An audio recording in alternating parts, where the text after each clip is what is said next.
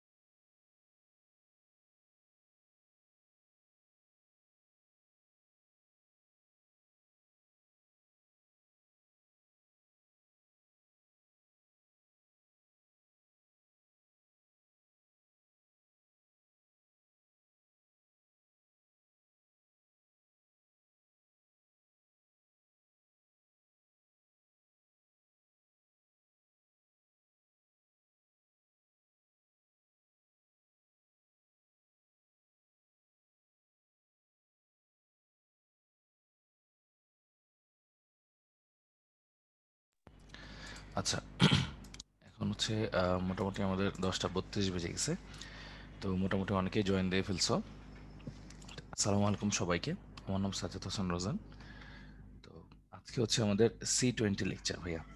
আজকে হচ্ছে আমাদের এই পর্বের একদমই লাস্ট ক্লাস, এবং এই অধ্যায়ের মধ্যে আজকে আমরা পড়বো হচ্ছে পিএইচ, পিওএইচ এবং ব্রাফার দ্রবণের হালকা একটু পড়বো, মানে পরিচিতিটা একটু পড়বো আর কি। হ্যাঁ, তো আজকের মানে এই পর্বটার পরে যে পর্বটা শুরু হবে সেই পর্বে হচ্ছে আমরা কি পড়বো, বাফার দ্রবণ পড়বো, তাপ রসায়ন পড়বো এবং অধ্যায় 5টা পড়বো। মানে আরেকটা পর্ব শেষ হলে আমাদের পুরোপুরি ফার্স্ট ইয়ার শেষ হয়ে যাবে ইনশাল্লাহ। হ্যাঁ, তো আজকে হচ্ছে টেকনিক্যালি এই পর্বের আমাদের কেমিস্ট্রি লাস্ট ক্লাস।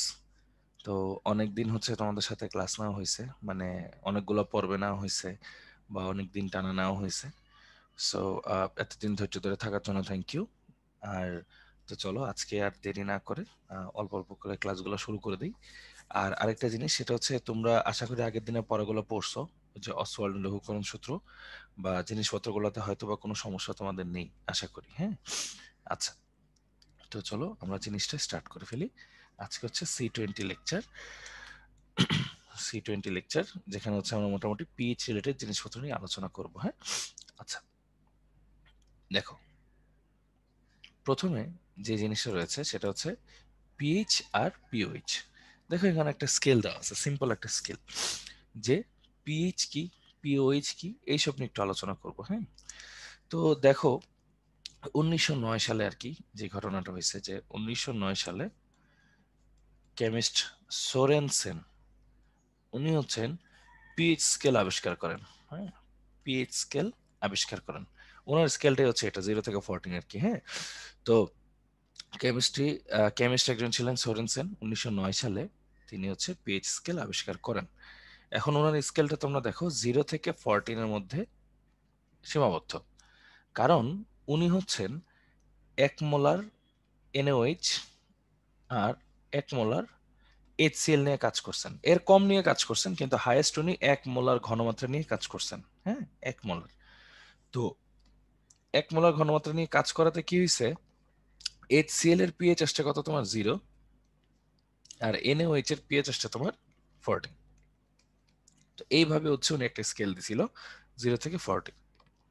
এখন কথা হচ্ছে 1 মোলার ঘনমাত্রা কিন্তু আসলে বেশি, কিন্তু যখন ইন্ডাস্ট্রিতে কাজ করা হয় জিনিসটা কিন্তু আরো বেশি লাগে। হ্যাঁ, তখন একটা ঝামেলা হয়, ঝামেলাটা আমরা দেখবো। হ্যাঁ, তোমাদের মধ্যে একটা প্রশ্ন থাকে, সেই প্রশ্নের উত্তর আমরা দিব, সমস্যা নেই।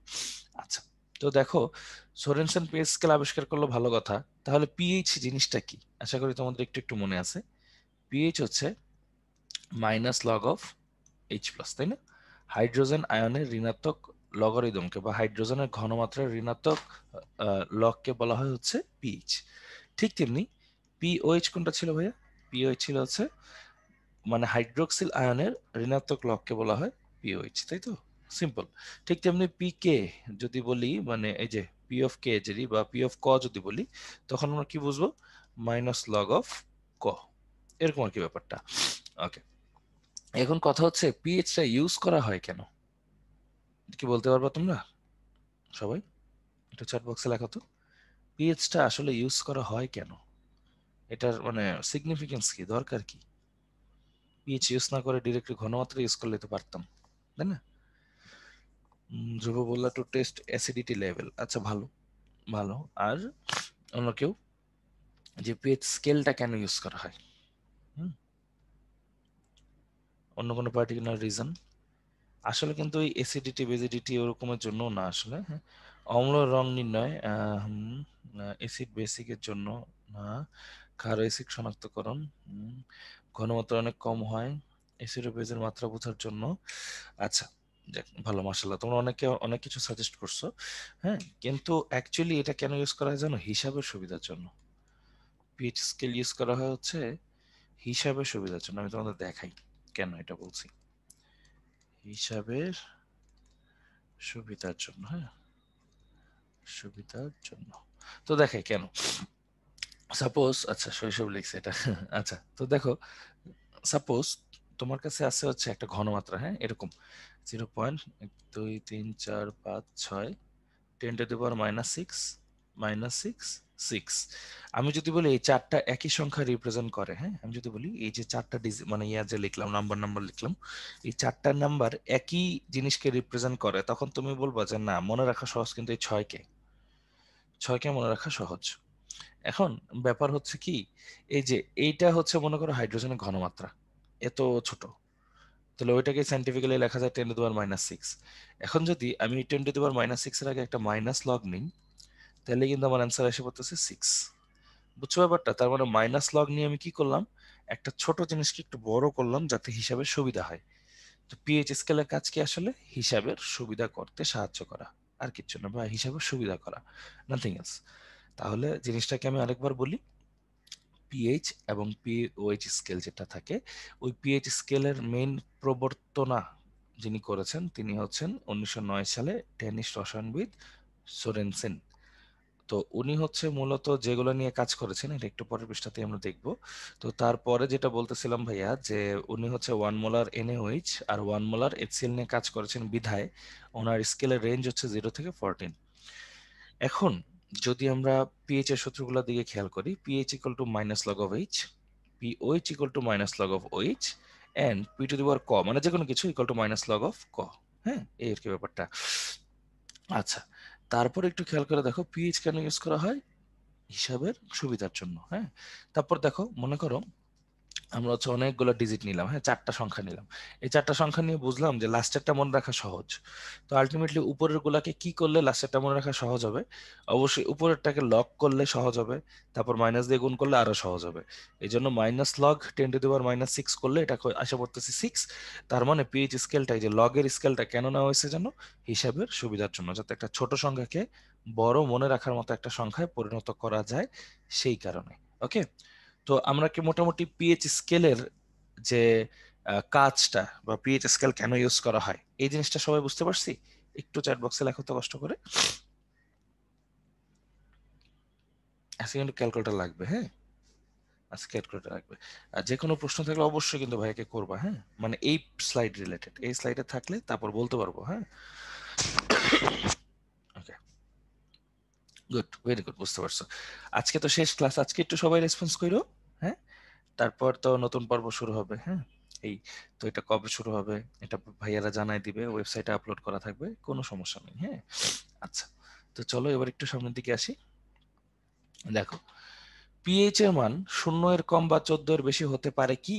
এই যে এই প্রশ্নটা করছিল আল মোহাইমেন ভাইয়া, হ্যাঁ। এই দেখো, তো এইটা হচ্ছে আমাদের জানার বিষয়। হুম, না না মাহিন, বেশি কিছু মিস করো নাই, সমস্যা নাই। এই যে নুসরাত জিজ্ঞেস করলা, এই যে এটাই, পিএইচ এর মান 0 এর কম বা 14 এর বেশি হতে পারে কি? এটা হচ্ছে প্রশ্ন ছিল। তো এইটা একটু চিন্তা করে অ্যান্সারটা দিতে হবে। হ্যাঁ, থ্যাংক ইউ মিম ভাইয়া। অতনুকে জিজ্ঞেস করছো ভাইয়া পিএইচ এর মান মাইনাস হতে পারবে? এই যে হ্যাঁ, এখানে আসছে, টেনশন নেই, জানতাম এই প্রশ্নটা আসবে। আচ্ছা, খেয়াল করো ভাইয়া, যেটা বলছিলাম যে 1909 সালে কে কাজ করছিল? সোরেনসেন। সোরেনসেন যখন এই কাজগুলো করছিল তখন না ল্যাবের ফ্যাসিলিটি অত ভালো ছিল না, স্বাভাবিক। তুমি বলো যে যে অ্যাসিডের ঘনমাত্রা বেশি সে অ্যাসিড তীব্র বেশি, আর যদি তীব্র বেশি হয় পাত্রটাকে ফোটা করে দিবে না? ফোটা করে দেবে। এই জন্য উনি ল্যাবের মধ্যে 1 মোলার, মানে 1 মোলার, 0.5 মোলার, এরকম অল্প অল্প ঘনমাত্রার, মানে ঘনমাত্রা নিয়েছেন উনি, কিন্তু less than or equal to 1 molar নিয়েছেন। এ নিয়ে হচ্ছে উনি কাজ করেছেন। তাহলে ওনার হাইয়েস্ট মানটা নাও, মনে করো 1 মোলার HCl। এটার পিএইচ তোমরা হিসাব করা শিখছো আশা করি, তো এটার মান হবে হচ্ছে 0। আর যদি 1 মোলার এই যে NaOH নাও, এটার পিএইচ আসতেছে ভাই আবার কত জানো? 14। উনি হাইয়েস্ট যেহেতু 1 মোলার নিয়ে কাজ করছে, হ্যাঁ, উনি 1 মোলার এবং তার ইয়ে করছে কম ঘনমাত্রা নিয়ে কাজ করছে, বুঝছো? কারণ ইয়ার মধ্যে ল্যাবের মধ্যে এর চেয়ে বেশি ঘনমাত্রা নিলে তো ওই যে ফুটো হয়ে যাবে পাত্র। হ্যাঁ, কারণ ল্যাবের পাত্রগুলো না অত একটা এই যে এক্সক্লুসিভ হয় না, বা ওই সময় এত ভালো একটা পাওয়া যেত না। তো এই জন্য ওনার যে রেঞ্জটা ছিল এটা ছিল হচ্ছে 0 থেকে 14 পর্যন্ত সীমাবদ্ধ। হ্যাঁ, ওনার রেঞ্জটা 0 থেকে 14-এর মধ্যে সীমাবদ্ধ ছিল। কিন্তু ভাইয়া তুমি কি বুঝতেছো, তুমি যদি কোনো কিছুর ঘনমাত্রা ঘনমাত্রা যদি গ্রেটার দেন 1 মোলার নাও, তখনই আসলে পিএইচ এর মান জিরোর কি হইতে পারে, মানে মনে করো 0-র চেয়ে কম হইতে পারে, অথবা এটা কি হইতে পারে, 14-র চেয়ে বেশি হইতে পারে। এই জিনিসটা কি বুঝতেছো বলো তো? সঞ্জিতা জিজ্ঞেস করছো পাত্র ফুটো হইতো কেন? ওই যে চিন্তা করো, মনে আছে আমরা যে পড়ছিলাম এসিডকে পাত্রে যদি পুরোপুরি একদম বিশুদ্ধ অবস্থায় নাও, পাত্রের সাথে সে বিক্রিয়া করে পাত্রের ফোটা করে দিবে না? কারণ এসিড তো অনেক মানে তীব্র একটা জিনিস, ওই কারণে আর কি। এই জন্য অল্প ঘনমাত্রা নিলে তো বেশি একটা বিক্রিয়া টিক্রিয়া করতে পারবে না, ওই কেসটা আর কি। আচ্ছা তাহলে দেখো, ঘনমাত্রা যদি 1 মোলারের বেশি হয় তাহলে চিন্তা করছো, তাহলে কি হবে? ঘনমাত্রা বেড়ে গেল, তাহলে পিএইচ এর মান কমে যাবে এসিড হইলে, আর ক্ষার হইলে পিএইচ এর মান কি কি হবে? 14 চেয়ে বেশি হয়ে যাবে না? বলতো। এই পিএইচ আসছে 14 আসছে ভাইয়া, এই যে এটার জন্য, এনএইচ এর জন্য, ক্ষারের জন্য, বুঝছো? এই যে এটার জন্য। হ্যাঁ, তো এগুলো আমরা দেখবো যে পিএইচ কেমনে বের করে। হ্যাঁ, আপাতত একটু বিশ্বাস রাখো ভাইয়ার উপর। দেখো, ঘনমাত্রা যদি 1 মোলারের চেয়ে বেশি হয় তখন কি হয়? পিএইচ 0-এর কম হয়। আর 1 মোলারের বেশি হলে পিএইচ 14-এর বেশি হয়। তার মানে তোমাদের কাছে আমার একটা প্রশ্ন, আমি তোমাদেরকে একটা ম্যাথ দেই, দেখি তোমরা পারবা কিনা। 1.5 মোলার HCl, হ্যাঁ, এটার পিএইচ কত? এটা একটু বের করো তো। এটার পিএইচ কত? 1.5 মোলার HCl। 1.5 মোলার না, দাও 1.1 মোলার দাও, ধরো 1.1 মোলার। হ্যাঁ, একটু বাড়াইলাম, দেখো পিএইচটা কত হয়। এটা কেমনে করবা এটা একটু দেখাই তোমাদেরকে। HCl কে যদি ভাঙো তাহলে কি হয়? H+, Cl-, এখানে আছে 1.1, এটাও 1.1, এটা 1.1। তাহলে সুতরাং হাইড্রোজেন আয়নের ঘনমাত্রা কত ভাইয়া? 1.1। তাহলে পিএইচ ইকুয়াল টু হচ্ছে minus log of 1.1, equal to হচ্ছে -0.41, নাকি -0.041? হ্যাঁ, ওয়েট, 041, শেষ হয়ে গেল। তাহলে চিন্তা করে দেখো, এই যে মাইনাস আসছে না, বলছিলাম শূন্য হচ্ছে কম।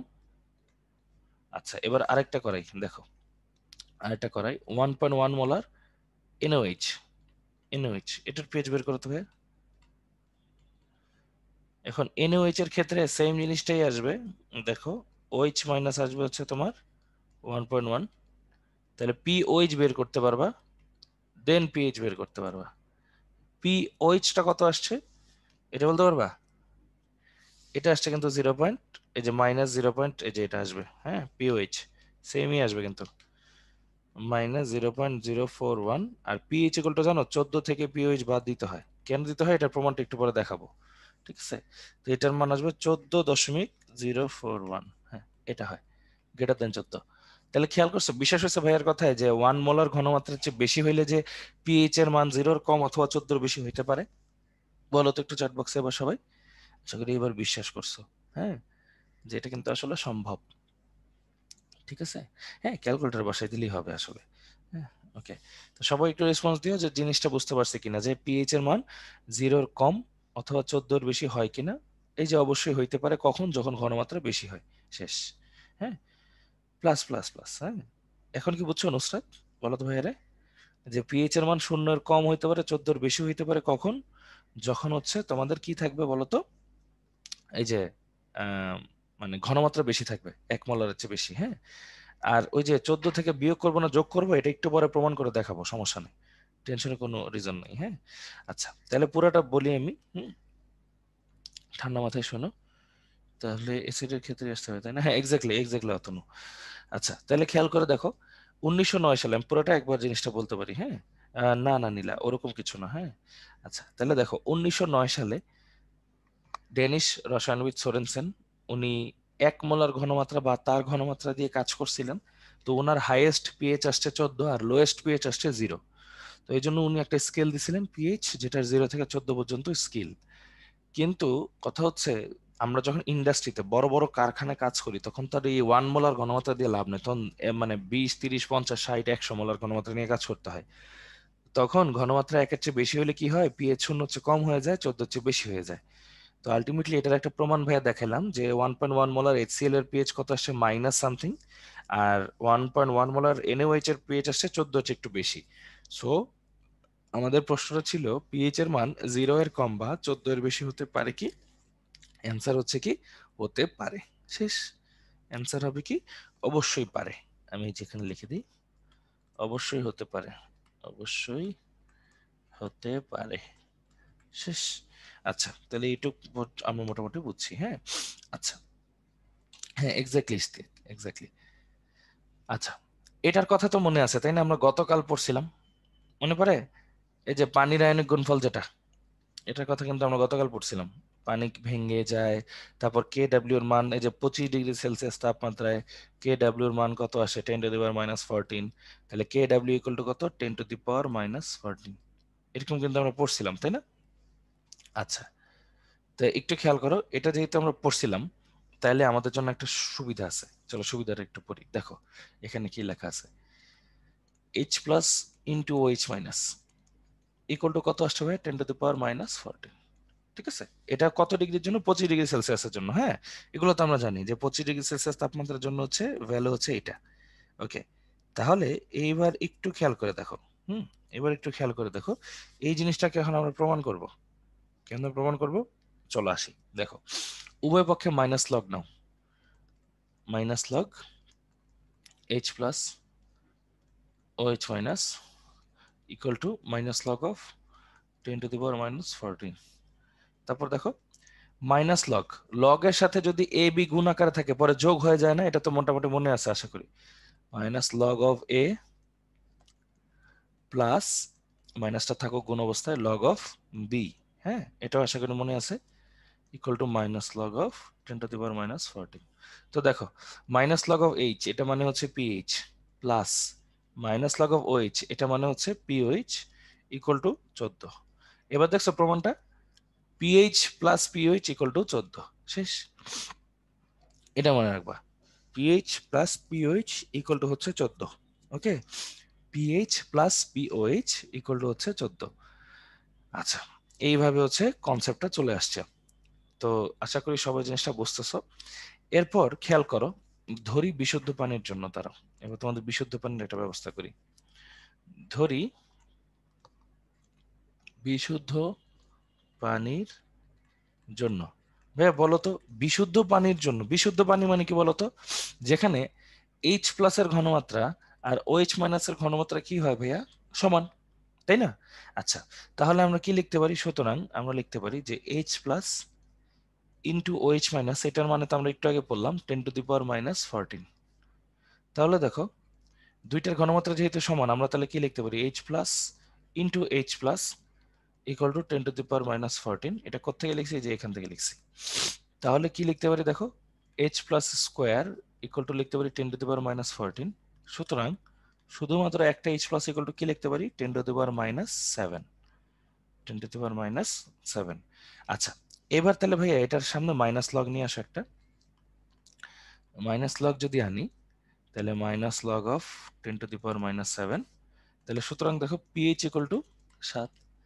তার মানে বুঝতে পারছো ভাইয়া যে পিএইচ ইকুয়াল টু 7 যে নিউট্রাল, এটা ইয়াটা প্রমাণটা, এই জিনিসটা কি তোমরা সবাই বুঝলে এখন?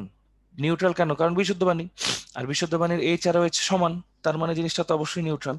এটা হচ্ছে তোমাদের প্রুফ যে পিএইচ 7 কেন নিউট্রাল, এটা হচ্ছে তোমাদের প্রমাণ। হ্যাঁ, আর একটা লাইন তোমাদের খুব গুরুত্বপূর্ণ দরকার, সেই লাইনটা একটু তোমাদের মার্ক করে দিই। হ্যাঁ, এই দেখো, এই যে এই লাইনটা আমাদের কাজে লাগবে, এই লাইনটা একদম মনে রেখে দাও ভালো মতো।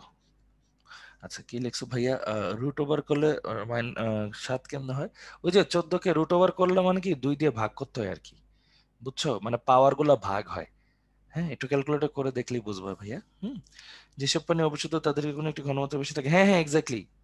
বিশুদ্ধ পানি মানে পানি কিন্তু হালকা অম্লীয় হইতে পারে, হালকা ক্ষারীয় হইতে পারে, এটা হচ্ছে মিনারেলের উপর ডিপেন্ড করে। হ্যাঁ, ওগুলা এই, তাহলে এটা হচ্ছে পিএইচ 7। হ্যাঁ হ্যাঁ, ওএইচ দিয়ে করলেও হবে, এক্স্যাক্টলি, ওএইচ দিয়ে করলেই হবে। ঠিক আছে, ওকে। তাহলে এটা মোটামুটি আশা করি তোমরা ধরতে পারছো জিনিসগুলো কি, কিভাবে আসছে, কোত্থেকে আসছে, কেন আসছে। আচ্ছা, তাইলে এখানে তাহলে আমরা কয়েকটা কথা জানলাম। সুতরাং বিশুদ্ধ পানির এইচ আর ওএইচ দুইটা ঘনমাত্রা সমান এবং এদের মান হচ্ছে 10⁻⁻7। কোন তাপমাত্রায়? 25 ডিগ্রি সেলসিয়াস তাপমাত্রায়। আবার আমরা কি জানলাম? PH equal two 7 equal to pOH, দুইটার মানই সমান। আবার কি শিখলাম? PH plus pOH equal to হচ্ছে 14। তাহলে এই তিনটা বিষয় হচ্ছে আমরা এখন শিক্ষা অর্জন করলাম। হ্যাঁ, আচ্ছা, তাহলে এখানেও লিখে দিই, এটা হচ্ছে নিউট্রাল। ওকে, তো মোটামুটি এই জিনিসটাকে আমরা সবাই বুঝতে পারছি বলো তো? না, কিউএনএ তে তো ভাইয়া কেউ নাই। হ্যাঁ, আচ্ছা, কিউএনএ তে কেউ কোনো প্রশ্ন করছো? না, হ্যাঁ, কেউ তো নাই কিউএনএ তে, কিন্তু কেউ নাই। হ্যাঁ, বলো, এই জিনিসটাকে তাহলে আমরা জিনিসটা বুঝতে পারছি সবাই? একটু দেখো তো। গুড। তাহলে যেহেতু এই জিনিসটা আমরা সবাই বুঝতে পারছি এবং জিনিসটা জানতে পারছি, সো এরপর হচ্ছে ভাইয়া চলো আমাদের কাজে লাগবে। কয়েকটা কথাবার্তা স্টার দিয়ে রাখছি, যেমন এই যে হাইড্রোজেনের ঘনমাত্রা 10⁻⁷। হ্যাঁ, এগুলো একটু মাথায় রাখতে পারে ভাইয়া, ঠিক আছে? আচ্ছা, তো চলো এবার আসি এখানে। দেখো, পিএইচ, পিওএইচ, প্রশম, অম্লীয়, ক্ষারীয়, এসব কথাবার্তা আছে। তো চলো, প্রশম, অম্লীয়, ক্ষারীয় মানে কি? ভাইয়া একটা কথা আমরা পড়ি না, যে পিএইচ 3 এটা অম্লীয় কেন? অম্লীয় কেন, এটার ব্যাখ্যা দিতে হবে কেমনে, চলো দেখি। কেমনে দিবা? দেখো, পিএইচ মানে কি? পিএইচ মানে minus log of H equal to 3। তাহলে log of H equal to কত হয়? -3। আর লগ যদি ওই পাশে চলে যায় আমরা তো জানি অ্যান্টি লগ, তাহলে 10⁻⁻3। আচ্ছা, এটা একটা গেল। আবার আমরা কি জানি যে এইচ প্লাস ওএইচ মাইনাসের গুণফল কত? 10⁻⁻14। এইচ প্লাস এর ভ্যালু আসছে 10⁻⁻3 into OH minus equal to 10⁻⁻14। সুতরাং ওএইচ মাইনাসের ঘনমাত্রা কত আসছে? ওএইচ মাইনাস আসছে 10⁻11। সুতরাং আমরা কি বলতে পারি? H plus is greater than OH minus, সুতরাং অম্লীয়। বুঝছো মানে কেমনে প্রমাণ করতে হয়? সবাই একটু চ্যাট বক্সে জানাও তো। এইভাবে প্রমাণ করতে হয় যে পিএইচ 3 অম্লীয় কেন, বা পিএইচ সামথিং ক্ষারীয় কেন। ঠিক আছে, এটা হচ্ছে আমাদের প্রুফ।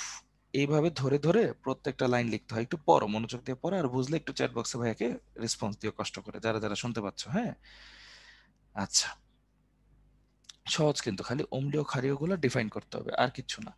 হ্যাঁ, okay, very good. Okay, thank you সবার রেসপন্সের জন্য, থ্যাংক ইউ। সো চলো সবাই হচ্ছে একটা জিনিস করে ফেলি আমরা। হ্যাঁ, তো সবাই চলো একটা জিনিস করে ফেলি। পিএইচ 9 ক্ষারীয় কেন? ক্ষারীয় কেন?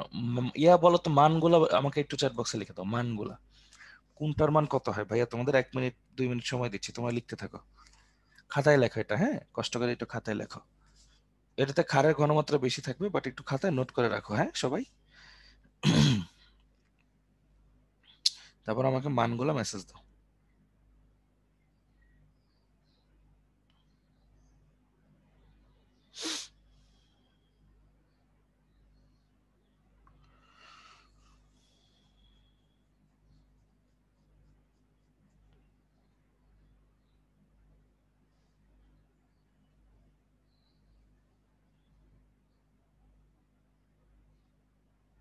আচ্ছা গুড, সবাই লিখতেছো, লিখতে থাকো।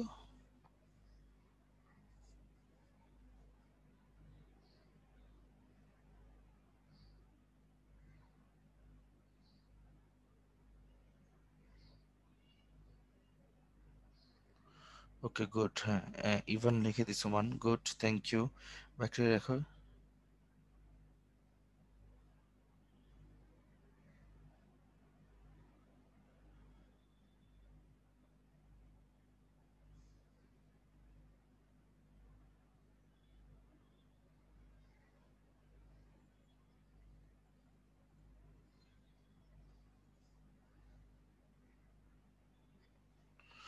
ওকে গুড, হ্যাঁ অনেকে লিখতেছো, গুড গুড গুড, লিখতে থাকো।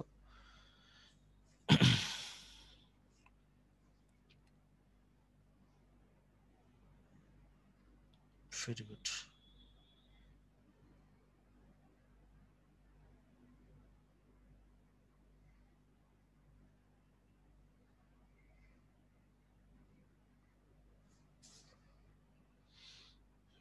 গুড, এই যে সবাই যে সুন্দর মতো লিখতেছো, দেখবো তোমাদের কাজে লাগবে ইনশাল্লাহ। গুড।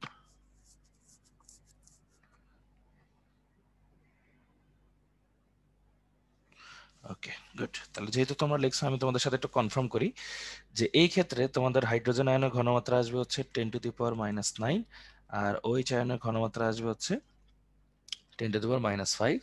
সো সবার সাথে মিলছে, থ্যাংক ইউ।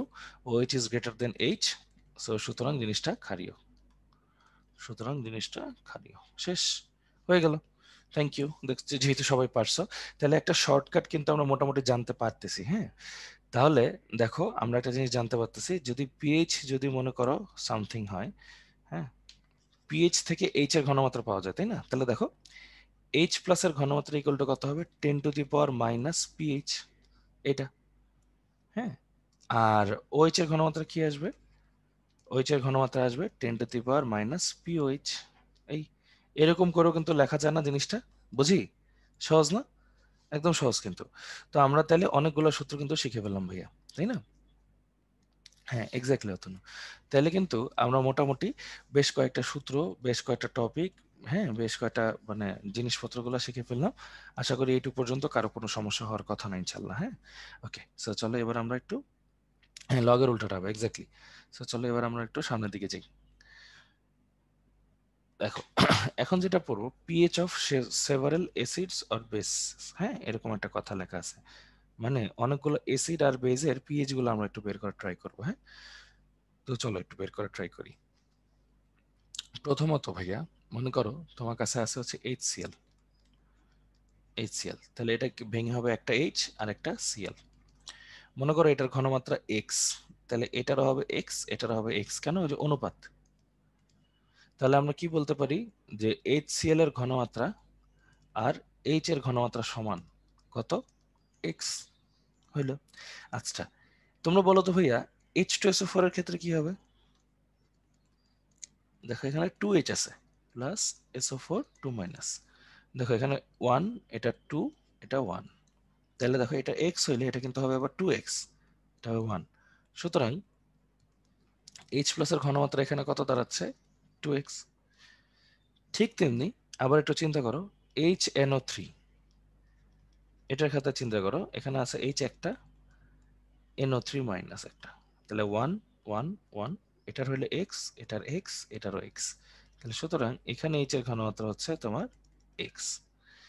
আচ্ছা এখানে যে ভেজালটা লাগে যে ভাইয়া তার মানে যে কয়টা হাইড্রোজেন আছে সেই কয়টাই হচ্ছে তার ঘনমাত্রা সমান, এইটুক তো মোটামুটি তোমরা আন্দাজ করতে পারতেছো, হ্যাঁ।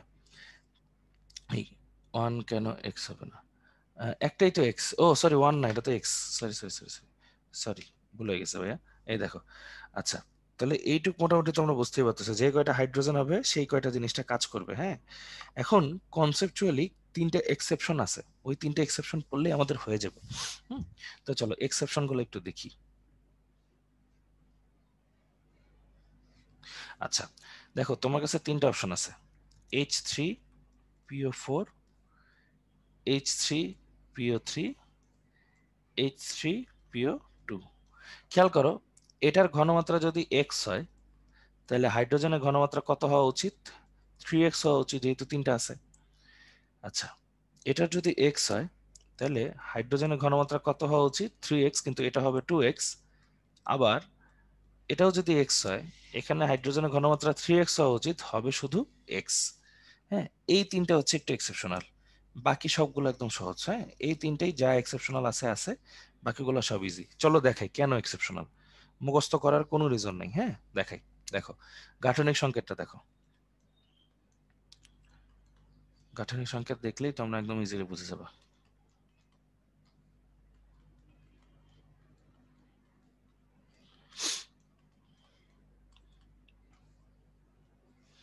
HCl-টা দুইটা হলো কেন ভাইয়া? HCl তো দুইটা না ভাইয়া, H2SO4 দুইটা, কারণ H2SO4 তো দুইটা হাইড্রোজেন না, এই কারণে ভাইয়া। দেখো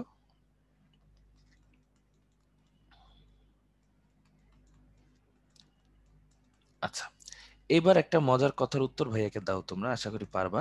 সেটা হচ্ছে কেন্দ্রীয় পরমাণু এখানে তো ফসফরাস, তাই না? এটা সবাই জানো, মানে মেইন সেন্ট্রাল পরমাণু হচ্ছে ফসফরাস। এখন ফসফরাসের সাথে যে সরাসরি লেগে থাকবে, তার বন্ধন শক্তি অনেক বেশি হবে না ভাইয়া? বন্ধন শক্তি অনেক বেশি হবে। তো তাকে তো ইজিলি মুক্ত করা যাবে না। মুক্ত করা কাকে যাবে? যে একটু দূরে থাকবে, তাই না? তাহলে দেখো, যে একটু দূরে থাকবে তাকে মুক্ত করা যাবে। তাহলে এখানে এক্সাম্পলের খাতিরে আমরা বলতে পারি এই হাইড্রোজেন, এই হাইড্রোজেন, এই হাইড্রোজেন তিনজনই কিন্তু একটু দূরে দূরে আছে। তাহলে এখানে সে তিনটা হাইড্রোজেন পাবে।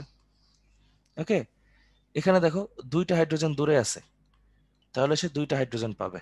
ওকে কিন্তু পাবে না, কারণ ও একদম সাথে লেগে আছে।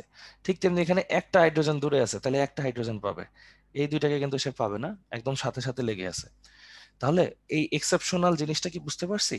সিম্পল জিনিস, দেখতে তিনটা হাইড্রোজেন লাগলেও আসলে একজন তিনটা দেয়, একজন দুইটা দেয়, একজন একটা দেয়। ওকে, তো এই জিনিসটা একটু মাথায় রেখে আমাদের আগাইতে হবে। এই ছোট্ট একটা জিনিস যদি আমরা বুঝতে পারি, তাহলে ইনশাল্লাহ ভাইয়া আমাদের আর কোনো প্যারা হবে না।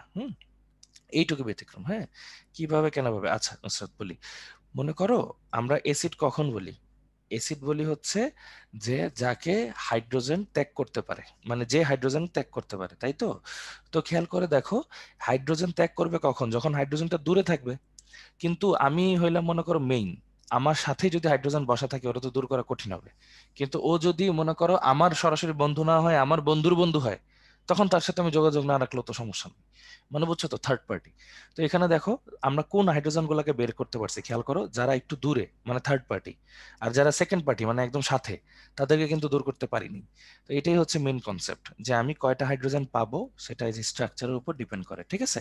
এই না না ইশতিয়াক, এখানে হইতে পারে না। হ্যাঁ, আচ্ছা, এই হলো ঘটনা। তো এখান থেকে কিভাবে প্রশ্ন আসবে একটু পরে দেখতেছি, সমস্যা নেই। হ্যাঁ, এই হ্যাঁ সেন্ট্রাল পরমাণু সাপেক্ষে হিসাব করতে হয় ভাইয়া, এক্স্যাক্টলি। এটাই হচ্ছে আমাদের ব্যতিক্রম অ্যাসিড গুলার ক্ষেত্রে, ক্ষারগুলার ক্ষেত্রে এরকম কোনো ব্যতিক্রম আর আসে না। হ্যাঁ, টেনশনের কোনো রিজন নাই। তাহলে তাহলে বলেন যে আমাদের যে কোনো যদি দেওয়া হয়, আমি তোমাদেরকে একটা কোয়েশ্চেন জিজ্ঞেস করি, দেখি পারো কিনা। এই যে NaOH, এইটার ঘনমাত্রা যদি এক্স হয়, NaOH এর ঘন মানে OH এর ঘনমাত্রা কত হবে বলো তো সবাই? NaOH এরটা যদি এক্স হয়, OH এরটা কত হবে? OH এরটা হওয়া উচিত এক্স। ভেরি গুড, একটা একটা। আচ্ছা, তারপর দেখো ক্যালসিয়াম হাইড্রোক্সাইড, এটার ঘনমাত্রা যদি এক্স হয়, তাহলে OH এরটা কত হবে বলো তো ভাই? OH এরটা কত হবে? হ্যাঁ, 2x। ভেরি গুড, এই তো হয়ে গেছে তোমাদের। হ্যাঁ, সিম্পল। তাহলে এই যে সবগুলোই মোটামুটি সিমিলার, যে কয়টা হাইড্রোজেন ওই কয়টা এক্স, যে কয়টা OH সেই কয়টা এক্স, কিন্তু কথা হচ্ছে এই তিনটার জন্যই শুধু এক্সেপশন। হ্যাঁ, এই তিনটেই হচ্ছে এক্সেপশন। তো এই তিনটা একটু মনে রাখবা, তাহলেই হয়ে যাবে ভাইয়া। ঠিক আছে, আরো শর্টকাট বলি, অক্সিজেন চারটা থাকলে তিনটা হবে, অক্সিজেন তিনটা থাকলে দুইটা হবে, অক্সিজেন দুইটা থাকলে একটা হবে। দেখছো, এটা হচ্ছে আরেকটা শর্টকাট। এই, ঠিক আছে, অক্সিজেন চারটা থাকলে তিন, অক্সিজেন তিনটা থাকলে দুই, অক্সিজেন দুইটা থাকলে এক। এত কিছু তো আর মনে রাখা সম্ভব না, বা সিন্ধু মনে রাখবা, তাইলেই হবে। আচ্ছা, তাহলে মোটামুটি আমাদের যে কোনো অ্যাসিড বেজের ওই যে ঘনমাত্রা বের করতে দিলে আমরা পারবো না সবাই? একটু চ্যাট বক্সে জানান তো, মানে এক্সেপশন সহ যদি যে কোনো অ্যাসিড বেজেরটা বের করতে দেয়, আমরা আশা করি ইনশাল্লাহ সবাই পারবো। আচ্ছা, ভেরি গুড, থ্যাংক ইউ। সবার রেসপন্স গুলো দেওয়ার জন্য ধন্যবাদ আপনাদেরকে। হ্যাঁ, আচ্ছা, তো চলো এবার একটু সামনের দিকে আসি। এবার দেখো, পিএইচ তীব্র বা লঘু অ্যাসিড ও ক্ষারের জন্য। হ্যাঁ, পিএইচ হচ্ছে তীব্র বা লঘু অ্যাসিড ও ক্ষারের জন্য। এই জিনিসটা পড়তে হলে আমাদের একটু ঠান্ডা মাথায় মনোযোগ দিয়ে পড়তে হবে। ঠিক আছে, এটা পড়বো একটু ঠান্ডা মাথায় মনোযোগ দিয়ে পড়বো। চলো পড়ি। এখানে একটা বেসিক কনসেপ্ট শিখবো। কনসেপ্টটা আসলে কি চলো দেখি।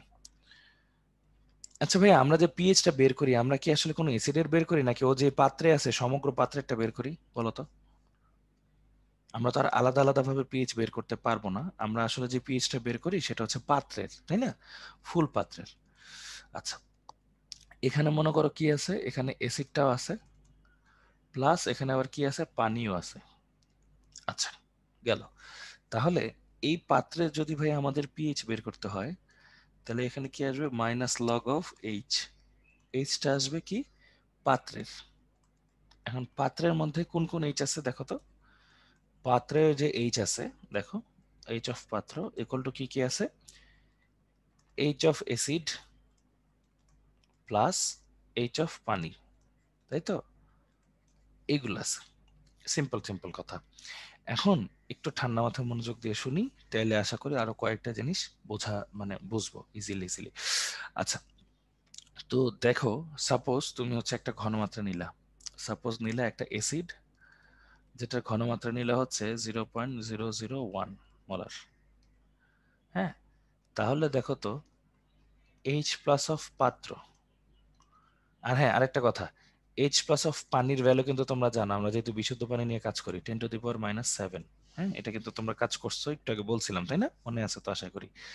তো এইচ প্লাস অফ পাত্র প্লাস এইচ প্লাস অফ পানি, এইচ প্লাস অফ পাত্র ইকুয়াল টু কি, H plus of acid plus H plus of পানি।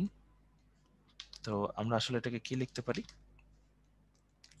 এইভাবে লিখতে পারি, দেখো, 0.001 প্লাস 10⁻⁷। তো এটাকে ভেঙে এভাবে লিখি, 1 2 3 4 5 6 7। হ্যাঁ, এটা হচ্ছে কি, ওই যে এটা।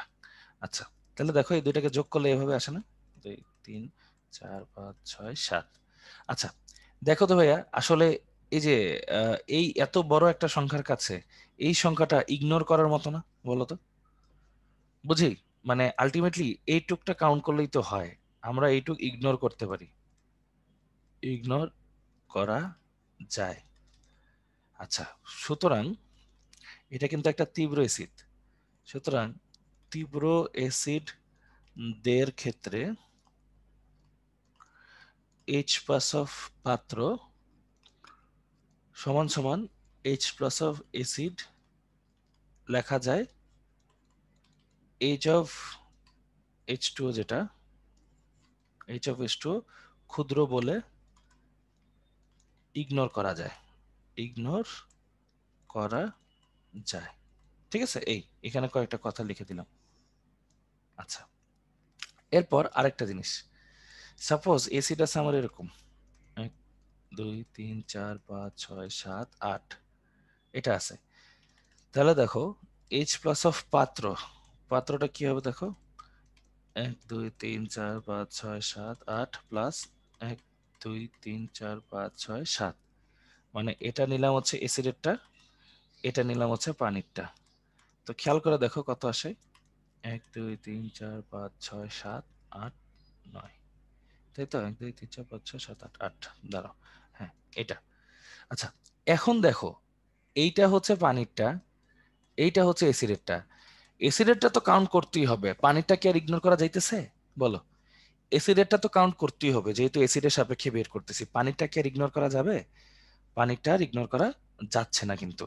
হ্যাঁ, সুতরাং দুর্বল অ্যাসিডের জন্য খেয়াল করো, লঘু অ্যাসিড আর কি যেটাকে বলি, লঘু অ্যাসিড এর জন্য এইচ প্লাস অফ পাত্র equal two H plus of acid plus 10⁻⁷। এটা কি, ওই যে এইচ প্লাস অফ পানি।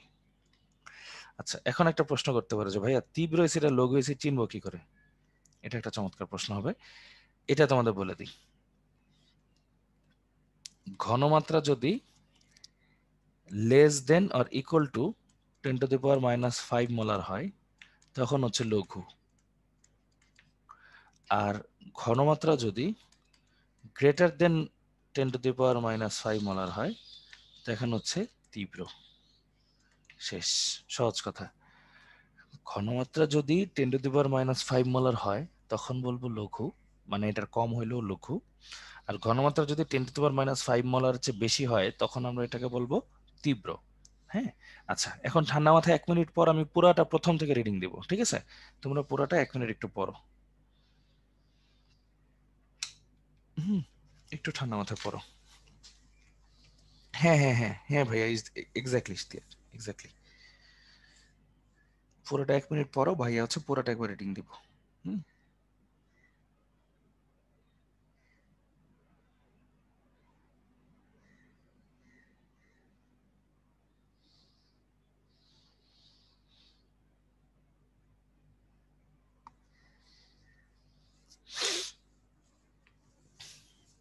ঠান্ডা মাথায় পড়ো। এই এই একটা জিনিস হচ্ছে আমাদের অনেক বড় ভীতি হিসেবে কাজ করবে। হ্যাঁ,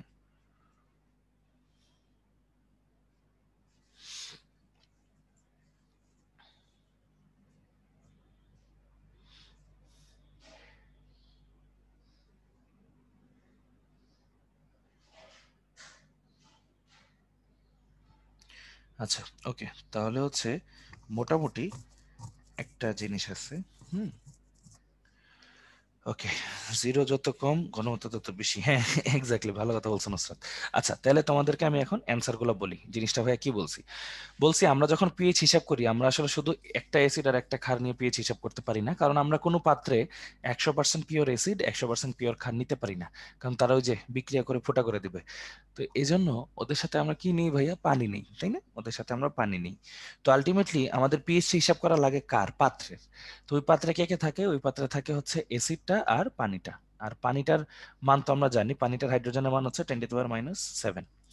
এখন আমি একটা এক্সাম্পল দিয়ে দেখাইলাম যে এসিডটা যদি তীব্র হয়, হ্যাঁ, তীব্র যদি এসিড হয় মানে তার ঘনমাত্রা অনেক বেশি, সেই ক্ষেত্রে ওই এসিডটার সামনে ওই খাট মানে ওই পানিটাকে যোগ করা যা না করা তাই ইগনোর করা যায়। সো তীব্র এসিডগুলোর ক্ষেত্রে আমরা ওই যে পাত্রের হাইড্রোজেনের ঘনমাত্রাকে এসিডের ঘনমাত্রায় ধরে নিতে পারি, কারণ পানির ঘনমাত্রা তো অনেক ছোট, তো এটাকে ইগনোর করা যায়। এরপর বাদ থাকলো কে?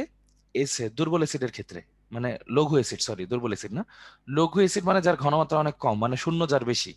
তো এরকম যে থাকলো আর কি। হ্যাঁ, লঘু অ্যাসিডের সাপেক্ষে পানিটা আবার ইগনোর করা যায় না, কারণ তাদের ঘনমাত্রা কাছাকাছি থাকে। তো এই জন্য তখন আবার এটা হিসাব করতে হয়, মানে 10⁻⁷ যোগ করতে হয়। এখন কোনটা দেখে আমরা বুঝবো কার ঘনমাত্রা কেমন?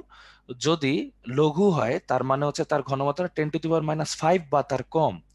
আর যদি গাঢ় হয় তখন তার ঘনমাত্রা বুঝবো 10⁻⁵ এর চেয়ে বেশি।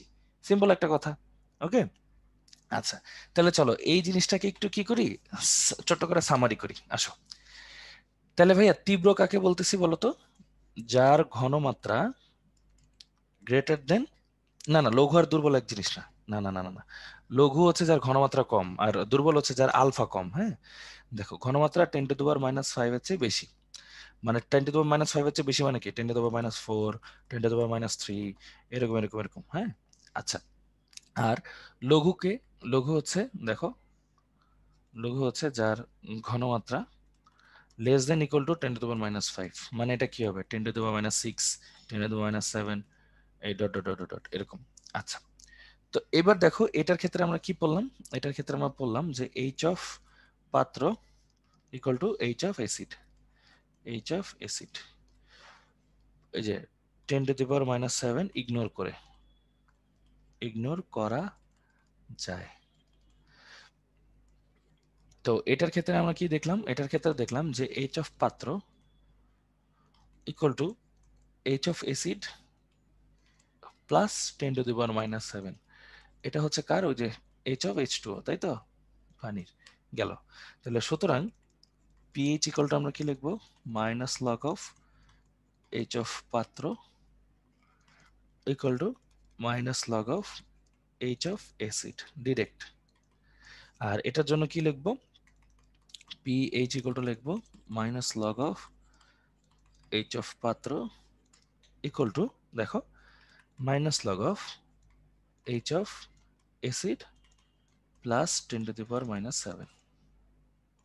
ঠিক আছে, এরকম এরকম সুন্দর করে আমরা অ্যান্সারটা করব।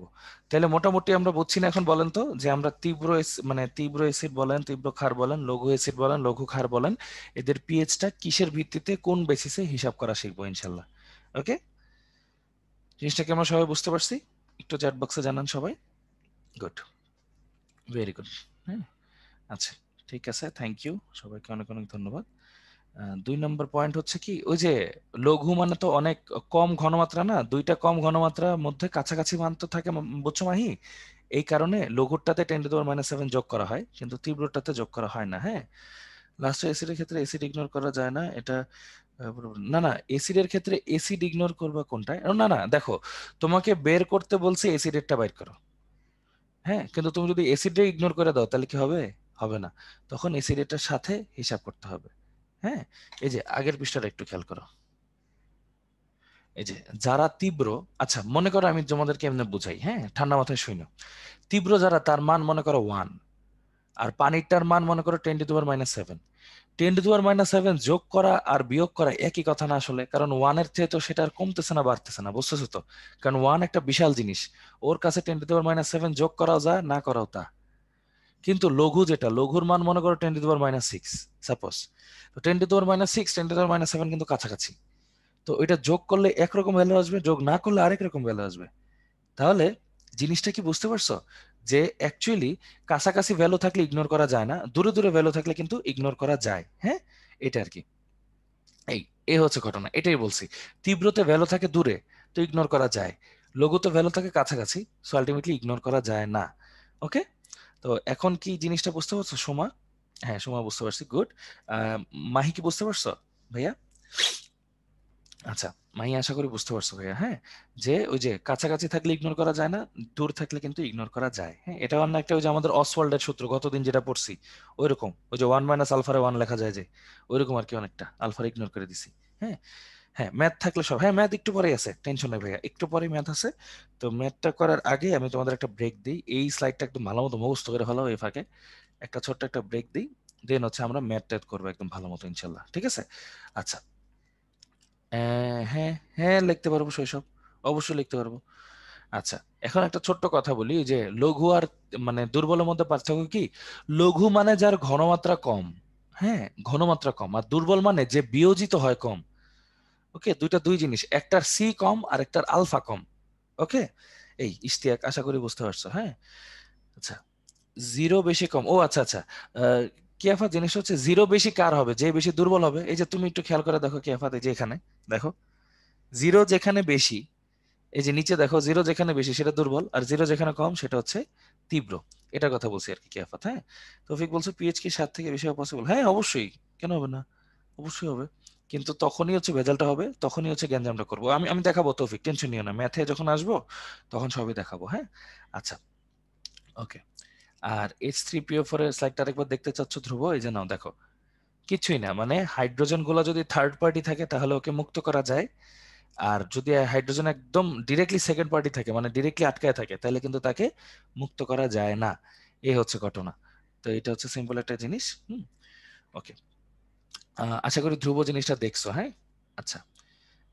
তারপর থাকলো হচ্ছে দুর্বল অ্যাসিড কেমনে বুঝবো? মিম, ওই যে দেখো মানগুলা দেখে, ঘনমাত্রার মানগুলা দেখে মিম। হ্যাঁ, ঘনমাত্রার মানগুলা দেখে, যে ঘনমাত্রার মান যদি 10⁻⁵ এর সমান বা কম হয় সেটাকে বলবো লঘু, আর তীব্র হইলে বলবো এটা। আর দুর্বল অ্যাসিড চিনবো কেমনে? জৈব অ্যাসিড গুলো হচ্ছে দুর্বল অ্যাসিড, মানে C+H থাকলে হচ্ছে দুর্বল। হ্যাঁ, জৈব অ্যাসিড গুলো থাকলে হচ্ছে দুর্বল, C+H, এমন মনে রাখবো। হ্যাঁ, আচ্ছা, স্লাইডটা একটু দেখতে দেখো। আচ্ছা, মোটামুটি এই পর্যন্ত যা যা পড়াইছি সব বুঝতে পারছি না আমরা সবাই? একটু চ্যাট বক্সে ভাইয়াকে লেখো তো কষ্ট করে। আচ্ছা, গুড, ভেরি গুড। এই তো সিম্পল সিম্পল জিনিস, সহজ সহজ সমাধান। আশা করি জিনিসগুলো বুঝতেছি আমরা। আচ্ছা, ওকে, তাহলে ধ্রুবটাও রেখে দিলাম, ধ্রুব তাহলে আশা করি বুঝছো। ওকে, তাহলে এই তো এখন তাহলে একটা ছোট্ট ব্রেক দিব। তো চলো একটা ব্রেক দিয়ে দিই, ব্রেক দেওয়ার পরে এসে ম্যাথ করব। তাহলে এখন হচ্ছে মোটামুটি 5 মিনিটের একটা ব্রেক, 5 মিনিটের একটা ব্রেক, দেন হচ্ছে আমরা আবার শুরু করতেছি। আচ্ছা, ওকে, না আগের স্লাইডটা রেখে গেলাম।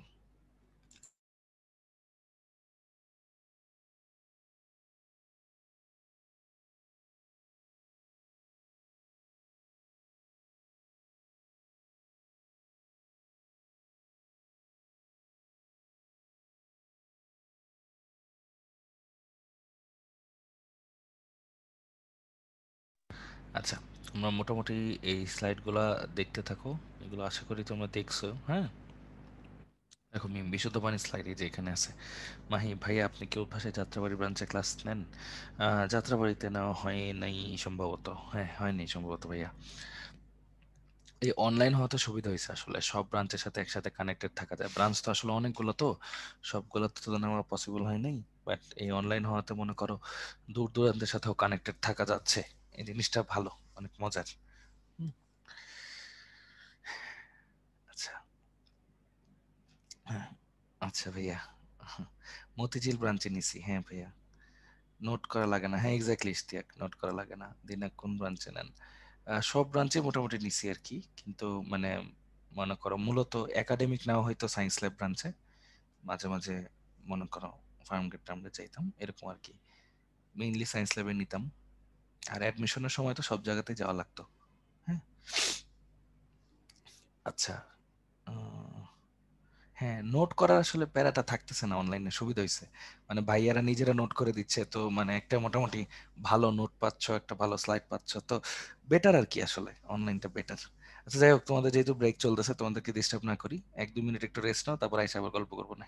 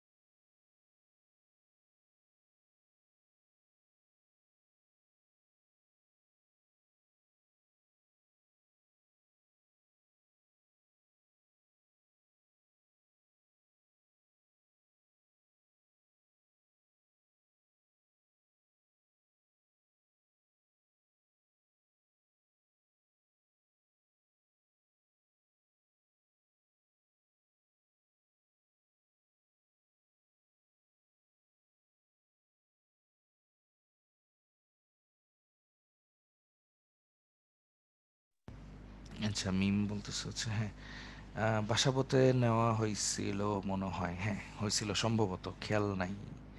মোস্ট প্রবাবলি, জানি না, খেয়াল নাই ভাইয়া। ভাইয়া তাহলে যাত্রাবাড়ি আচ্ছা। ভাইয়া অফলাইনে ভাবে নোট করে? অফলাইনে করায় তো কেফাত। অফলাইনে হচ্ছে আমরা কি করতাম বলি, আমরা বোর্ডে লিখতেই থাকতাম, লিখে তারপর তোমাদের সময় দিতাম যে হচ্ছে তোমরা একটু নোট করো, তারপর তোমরা নোট করতা, তারপর কাটতাম, কেটে আবার লিখতাম, আবার লিখে নোট করতাম। এরকম অফলাইনে আর কি, এই যে নিজেদের নোট করা লাগতো। তো ওইটাই আর কি ইশতিয়াক যেটা বোঝাইতে চাইছে, সেটা মানে হচ্ছে কি যে মনে করো নিজের নোট করাটা কষ্টটা লাগতেছে না আর কি, যেমন অফলাইনে হইলে নিজের নোট করা লাগতো, বুঝছো কি ফাত এটা? তো অনলাইনে হয়েছে কি, নিজেই ভাইয়ারা নোট দিয়ে দিচ্ছে আপলোড করে, তোমরা খালি মনে করো ডাউনলোড করে পড়বা, এই আর কি, ওইটার কথা। হুম, আচ্ছা। তো এটা গেল। আর হচ্ছে ভাইয়া সাভারে কি আসবেন? হ্যাঁ ইনশাল্লাহ আসবেন না ভাইয়া। আচ্ছা, অফলাইন হলে দিনে কয়টা ক্লাস? অফলাইন হলে একটাই হইতো, যে এরকমই মানে অফলাইন হলে এতগুলা ক্লাসও পাইতা না আসলে, বুঝছো? আমরাও তো অফলাইন ক্লাস করছি। অফলাইনে এত ঘন এত ক্লাস হইতো না। মানে তোমাদের মানে অফলাইনে মনে করো এত ক্লাস কেমনে দিবে বলো? অনলাইনে তো অনেক দেওয়া সম্ভব, কারণ সবাই বাসায় বসে নিচ্ছে। ইভেন এমনও হবে যে অফলাইন যদি হয় দেখবা হচ্ছে মোটামুটি অনেকজন যারা আছে সিনিয়র টিচার, তারা হচ্ছে মোটামুটি ক্লাস নিতে পারবে না তেমন একটা, বুঝছো? এরকম। কিন্তু অফলাইনে হচ্ছে ঘটনা কি হয় তোমাদেরকে বলি, মনে করো যারা সায়েন্স ল্যাবের আশেপাশে থাকো, হ্যাঁ, তাদের সাথে সাপোজ আমাদের দেখা হবে, মানে আমার দেখা হবে। আবার মনে করো অন্যান্য যারা ভাই আছে তারা যেসব এলাকায় থাকে তাদের আশেপাশে যাবেন। তো মনে করো যারা ঢাকার বাইরে থাকো, অফলাইনে একটা ঝামেলা হবে আর কি। এই তাদের জন্য অনলাইন প্ল্যাটফর্ম উদ্ভাস অলওয়েজ রাখবে, এটা ইনশাল্লাহ উদ্ভাস সবসময় রাখবে। হুম, এই অফলাইন মানে অনলাইনে অলওয়েজ উদ্ভাস একটা প্ল্যাটফর্ম রাখবে, যাতে সবাইকে তোমরা পাইতে পারো ইনশাল্লাহ। এই উদ্ভাস এটাকে বাদ দিবে না। আর হচ্ছে ঠাকুরগাঁও আসবো না ইনশাল্লাহ। আচ্ছা, আর অনলাইনটাতে আমি বেশ ভালো সাপোর্ট করি। এতে করে হচ্ছে বাসায় বসে আরামসে যে কোনো জায়গায় মনে করো ইয়ে করা যায় আর কি। হ্যাঁ, যে কোনো জায়গায় কাজ করা যায়। ঠিক আছে, তো গেল। আচ্ছা, ঢাকার বাইরে আগে একাডেমিক ছিল না? হ্যাঁ, ঢাকার বাইরে তো আগে একাডেমিক ছিল না আসলে। হ্যাঁ, তো এটা একটা ভালো। আচ্ছা, পরের স্লাইড দেখাবো। আচ্ছা দাঁড়াও, তোমাকে পরের স্লাইড দেখাই। এটা কই গেল? হ্যাঁ, দেখো পরের স্লাইড দেখো, কষ্ট বেশি লাগে। হ্যাঁ, অফলাইন অনলাইন দুইটা ক্লাসে করতে পারবে, হ্যাঁ করতে পারবা। ইভেন এটাও করতে পারবা যে অনলাইনে ক্লাস করবা, অফলাইনে পরীক্ষা দিবা, এটাও করতে পারবা। উদ্ভাস স্টুডেন্টদের জন্য সব সময় যে কোনো ব্যবস্থা করে। হ্যাঁ, তোমাদের একদমই টেনশন নেওয়ার কোনো রিজন নেই। হ্যাঁ, আচ্ছা, অফ অর অনলাইন একসাথে করা যায় কি? হ্যাঁ, অবশ্যই করা যাবে, করা যাবে। আচ্ছা, এটারও পরেরটা আছে, এটারও পরেরটা, এই না এটারও পরেরটা দিছি। হুম, পড়া বেশি বাট কম কস্ট হইলে বেশি ভালো হতো। হ্যাঁ, এটার বিবেচনা রাখছে উদ্ভাস ভাইয়া। হ্যাঁ, এটা নিয়ে কথা হচ্ছে, ইনশাল্লাহ হ্যাঁ একটা ভালো রেজাল্ট আসবে আর কি। হ্যাঁ, আচ্ছা, তোমাদের ব্রেক টাইম মোটামুটি শেষ ভাইয়া, 1 মিনিট আর একটু পানি খেয়ে আসতেছি।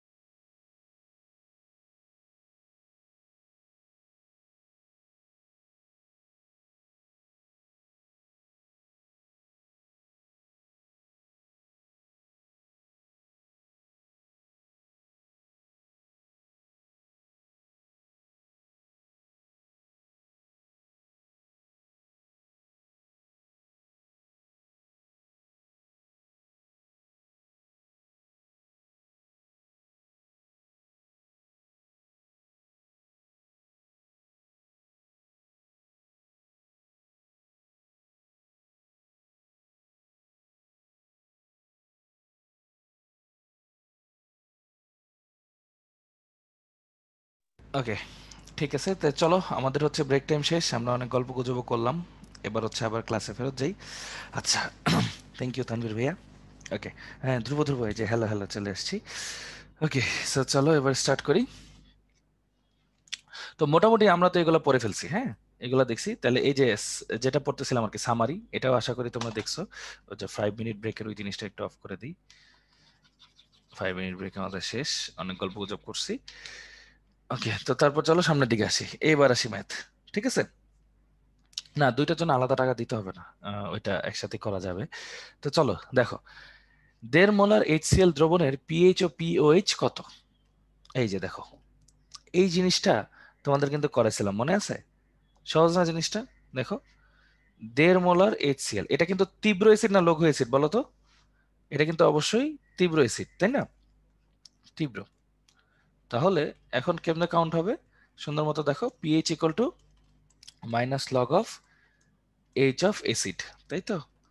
তাহলে সুন্দর করে দেখো, HCl কে ভাঙলে কি হয়?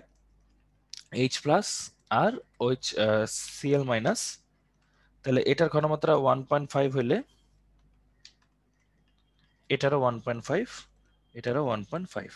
ঠিক আছে, তো একটু খেয়াল করে দেখো, এটার অ্যান্সার হবে হচ্ছে মাইনাস লগ অফ 1.5। কত হয় ভাইয়া, চ্যাট বক্সে জানাও তো সবাই। আচ্ছা, সাদিক, ও এই মাত্র জয়েন করছো, সমস্যা না ভাইয়া, ইয়া করে নিও, ভিডিওটা দেখে নিও। হ্যাঁ, এত দেরি হলো কেন রে ভাইয়া? তো দেখো, এরকম ও এক্সাম ছিল, আরে সমস্যা নেই, ভিডিওগুলো দেখে নিও, সোজা সোজা জিনিস। হ্যাঁ, আচ্ছা, -0.18, -0.18, তাই তো? আচ্ছা, এটা হচ্ছে আমার পিএইচ। তাহলে পিওএইচ কত আসতেছে ভাইয়া? POH 14 minus pH equal to 14 minus কত আসতেছে, 0.18 মাইনাস, তাহলে জিনিসটা হচ্ছে হচ্ছে 14.18। ঠিক আছে, সিম্পল। তাহলে জিনিসটা আশা করি আমরা সবাই বুঝতে পারতেছি। হ্যাঁ, এই যে দেখো, পিএইচ এর ভ্যালুটা আমরা বের করলাম, পিএইচ আর পিওএইচ এর ভ্যালুটা আমরা বের করলাম। হ্যাঁ, সিম্পল সিম্পল জিনিস। আচ্ছা, তো এটা গেল। এরপর চলো এবার আমরা একটু সামনের দিকে আসি। হ্যাঁ, হ্যাঁ সাদিক ভাই বলো। দেখো, এটা আমরা মোটামুটি বুঝলাম। তো এবার চলো আমরা এখন সামনের দিকে যাই। হুম, দেখো, 0.1 মোলার H2SO4 এর পিএইচ পিওএইচ কত? হ্যাঁ, এটাও কিন্তু তীব্রর মধ্যে পড়ে, তাই না? এটাও কিন্তু তীব্রর মধ্যে পড়ে। তার মানে আমার পিএইচ কি হবে? Minus log of H plus of acid. ঠিক আছে? এই এইচ প্লাস অফ অ্যাসিড। তো এটার জন্য আমরা যেটা করতে পারি, সুন্দর মতো এইচ টু এসও কে ভাগ করো। এইচ টু এসও এটাকে ভাগ করলে কি হয়? 2H আর SO4 2 মাইনাস। এটার জন্য সাদিক তুমি একটু ভিডিওটা দেখো ভাইয়া, বুঝছো? মানে পিএইচ পিওএইচ দুইটা রিলেটেড, হ্যাঁ, 14 সাথে রিলেটেড। একটা জিনিসের পিএইচ পিওএইচ দুইটাই বের করা যায় ভাইয়া, বুঝছো? এই জন্য হ্যাঁ, এই দেখো 0.1, এটা হচ্ছে 2 × 0.1, হ্যাঁ, তারপর হচ্ছে এটা হচ্ছে 0.1। সুতরাং এইচ অফ অ্যাসিড কত আসছে? 0.2। তাহলে দেখো মাইনাস লগ অফ 0.2, তাহলে কত আসে সবাই একটু দেখো তো। না না মিম, ওটা 14.18 হবে, যোগ হয়ে যাবে পরে, মাইনাসে মাইনাসে প্লাস হয়ে যোগ হয়ে যাবে। হ্যাঁ, আচ্ছা, ওকে। তাহলে এটা কত হয়? 0.69, তাই তো? 0.69, তাহলে পিওএইচ কত আসতেছে ভাইয়া? 14 মাইনাস 0.69 ইকুয়াল টু কত আসবে? আমরা বুঝতে পারতেছি যে 13.31, তাই তো? 13.31, ঠিক আছে। পিওএইচ তো বেজের জন্যই যে তা কিন্তু না, পিএইচ আর পিওএইচ এর মধ্যে একটা সম্পর্ক আছে। ওই সম্পর্ক দিয়ে আমরা একটা জিনিসেরই পিএইচ আর পিওএইচ দুইটাই বের করতে পারি। ঠিক আছে, এই আচ্ছা, তাহলে গেল এইটা। এবারে সেটা বলো তো, এটা তীব্র না লঘু? তীব্র কিভাবে হইলো মাহি? এই দেখো, তীব্র হয়েছে হচ্ছে ওই যে এটা ঘনমাত্রা দিয়ে, ঘনমাত্রা, হ্যাঁ ঘনমাত্রা। এই যে এখন যেটা বুঝবা ঘনমাত্রা দিয়ে, দেখো এটা কিন্তু লঘু, 10⁻⁸। হ্যাঁ হ্যাঁ, pH plus pH equal to 14, exactly Sadiq, very good ভাইয়া। এই তো, তাহলে দেখো 10⁻⁸, তাহলে এটা কিন্তু লঘু। তাহলে এখন কিন্তু আমার পিএইচ এর সূত্র চেঞ্জ হবে, তাই না? PH equal to minus log of H plus of acid plus 10⁻⁷, এটা এটা হবে। ওকে, এটা কিন্তু হবে। আচ্ছা, থ্যাংক ইউ ভাইয়া। তো দেখো এই, তাহলে এখন চলো করে ফেলি, চলো। H2SO4, এটা থেকে কি হয়? 2H প্লাস আর SO4 2 মাইনাস। তাহলে এটা হলো 10⁻⁸, এটা হলো 2 × 10⁻⁸, এটা হলো 10⁻⁸। তাহলে দেখো এইচ অফ অ্যাসিড কত আসতেছে? এইচ অফ অ্যাসিড আসতেছে 2 × 10⁻⁸। তাহলে হিসাবটা করে ফেলো তো। Minus log of 2 × 10⁻⁸ plus 10⁻⁷ equal to কত আসে সবাই? এবার চ্যাট বক্সে হিসাবটা করে ভাইকে জানো।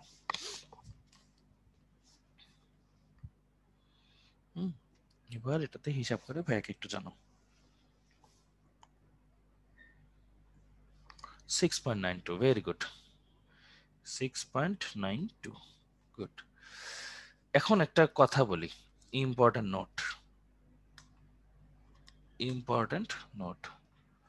যদি আমরা এরকম করতাম যে pH equal to minus log of 2 × 10⁻⁸, শুধু এইটুকু বাইর করতাম, অ্যান্সার আসছে 7.69। এটা তো ক্ষারীয়, এটা তো ক্ষারীয়, কিন্তু H2SO4 তো একটা অম্ল, তাহলে এটা কিন্তু হয়তো কি ভুল। এই কারণে আমরা 10⁻⁷ ইগনোর করতে পারি না। কনসেপ্টটা কি বুঝে গেছি? এই জন্য লঘুদের ক্ষেত্রে 10⁻⁷ ইগনোর করতে পারি না। হ্যাঁ হ্যাঁ, ইভান হয় ভাইয়া, ওই যে ওইটাকে ঘনমাত্রা দিয়ে গুণ করলে মলারিটিতে কনভার্ট করে নিতে হয়। হ্যাঁ, এই আচ্ছা, তাহলে এবার তাহলে আশা করি সবাই বুঝতে পারছি যে আমরা যদি এই জিনিসে অ্যাসিডের যে ইয়াটা থাকে, যে পানির 10⁻⁷ ইগনোর করতাম, করলে এটার পিএইচ আসতো ক্ষারীয়, কিন্তু H2SO4 তো ক্ষারীয় না, ওটা তো একটা অম্ল। তো এই জন্য লঘুদের ক্ষেত্রে যোগ করাটা কতটা গুরুত্বপূর্ণ বুঝছো? পুরা মানে আইডেন্টিটি চেঞ্জ করে দেয়। ওকে, সবাই ক্লিয়ার? চ্যাট বক্সে একটু জানাই। এখানে কিন্তু টোটালি আইডেন্টিটি ক্লিয়ার করে দেয়। ঠিক আছে, এই তাহলে সঞ্জিতা ঠিক মতো মনে হয় যোগ করতে পারো না ভাইয়া। দেখো ভাইয়া যেমনি লিখছি ঠিক ওইভাবে যোগ করো। হ্যাঁ, তাহলেই হবে। আচ্ছা, তাহলে এটা আশা করি আমরা সবাই ক্লিয়ার। হ্যাঁ, ভেরি গুড। দেখো এই যে ম্যাথ দেখতেছো না, এখন জিনিসটা বুঝতেছো, সোজা সোজা ম্যাথ। হ্যাঁ, আচ্ছা, এবার এটা করে ফেলেন আপনারা সবাই, কুইক কুইক। এটা এটা তো লঘু, তাহলে pH equal to minus log of H plus of acid plus 10⁻⁷। হ্যাঁ, আশা করি আর কখনো কোনো ঝামেলা হবে না এই রিলেটেড। তো HCl কে ভাঙলে কি হয়? এইচ প্লাস আর সিএল মাইনাস, তাহলে 10⁻⁹, এটাও 10⁻⁹, এটাও 10⁻⁹, তাহলে এইচ প্লাস অফ অ্যাসিড কি হয়, অ্যাসিড হয় হচ্ছে 10⁻⁹। তো এটা থেকে কেমন করবো দেখো, মাইনাস লগ অফ 10⁻⁹ প্লাস 10⁻⁷। তো আলটিমেটলি এটার পিএইচ দেখবে কত, 6.99, 6.99। কিন্তু ওই যে ইম্পর্টেন্ট নোট দেখো, ইম্পর্টেন্ট নোট, যদি আমরা পিএইচ ইকুয়াল টু যারা যারা এন করছো, আমি জানি কয়েকজন করছো, 10⁻⁹ দিয়ে করে দিছো, তাহলে আসছে 9। এটা তো ভুল, কারণ এটা তো ক্ষারীয়, তাই না রে ভাইয়া, এটা তো ক্ষারীয়, কিন্তু এই জিনিসটা তো অম্ল। ওকে, এইভাবে।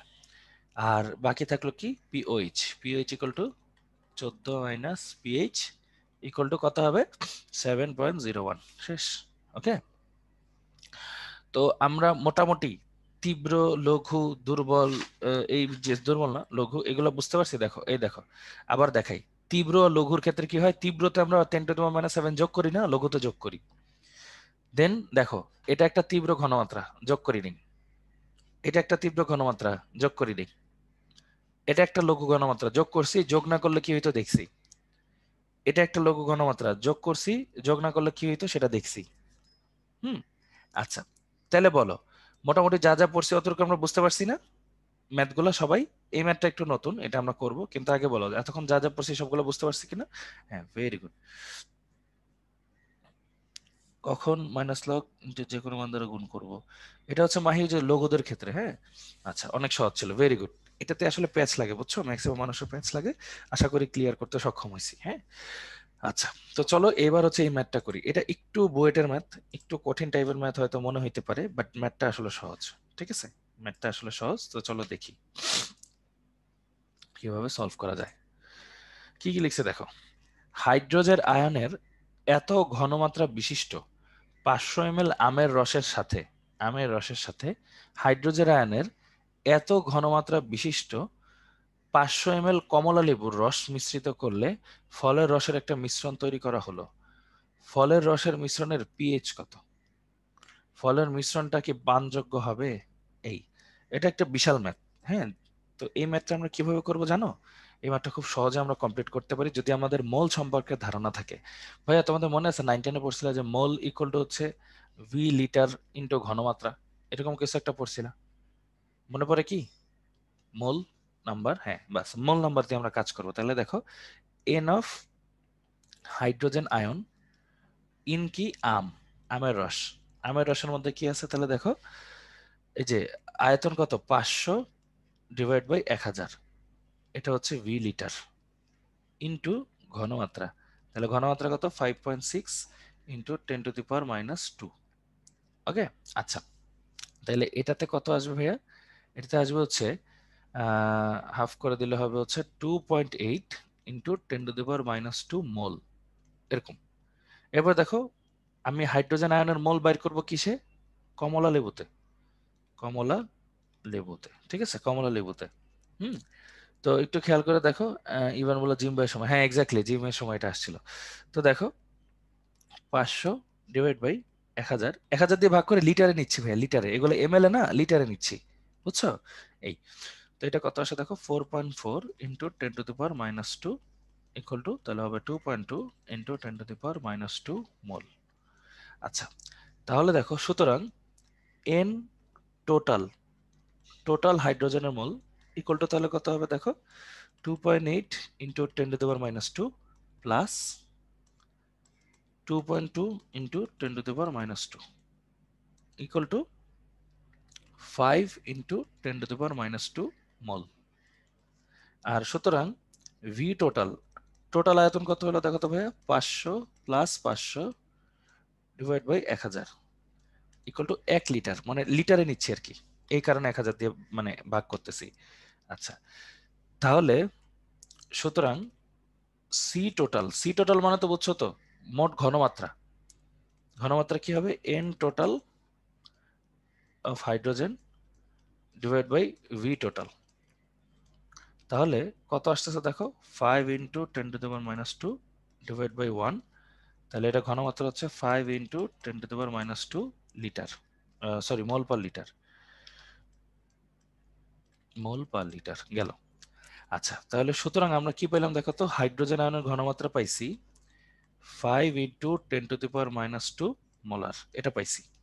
ঠিক আছে, হ্যাঁ এটা এসি আর এস একই জিনিস। হ্যাঁ দাঁড়াও, এটা এস টোটাল লিখি তাহলে বেটার হবে। হ্যাঁ আচ্ছা, তাহলে এটা লিখলাম। তাহলে সুতরাং পিএইচ ইকুয়াল টু হয়ে কি আসতেছে, minus log of H plus equal to minus log of 5 × 10⁻² equal to কত আসে ভাইয়া, ক্যালকুলেটর একটু ক্লিক করে বলেন তো। 5 × 10⁻², এটা কত আসে?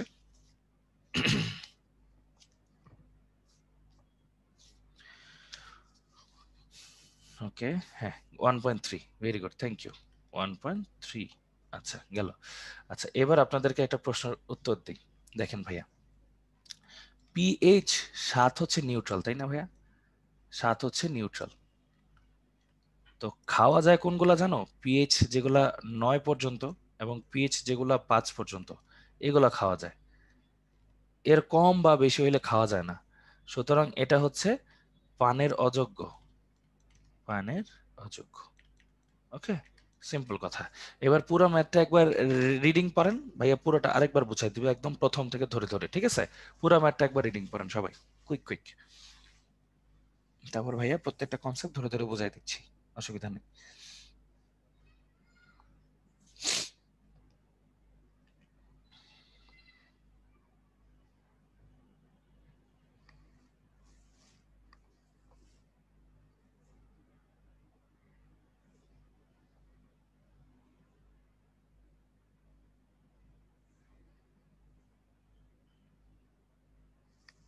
আচ্ছা, না না, আম এত অ্যাসিডিক হইতেও পারে, মনে করো পচে গেছে এরকম একটা আম নিছি আর কি, জাস্ট দেওয়ার জন্য দেওয়া আর কি। হ্যাঁ আচ্ছা, তো মোটামুটি এটা লিখতেছো।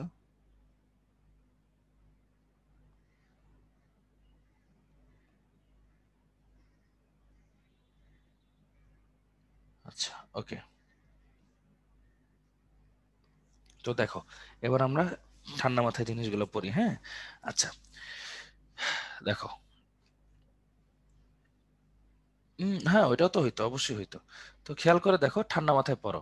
আমাদের আমের রসের মধ্যে কয়েকটা কথা লেখা আছে। হ্যাঁ, আর কমলা লেবু নিয়ে কয়েকটা কথা লেখা আছে। আমরা কি করলাম, আমের মধ্যে হাইড্রোজেনের মোল বের করলাম, ওই যে ঘনমাত্রা ইন্টু আয়তন গুণ করে লিটারে 1000 দিয়ে ভাগ করছি লিটারে কনভার্ট করার জন্য। তারপর কমলা লেবুরটাও সেম কাজ করলাম, পরে দুইটা যোগ করে মোট হাইড্রোজেন আয়নের পরিমাণটা বের করলাম।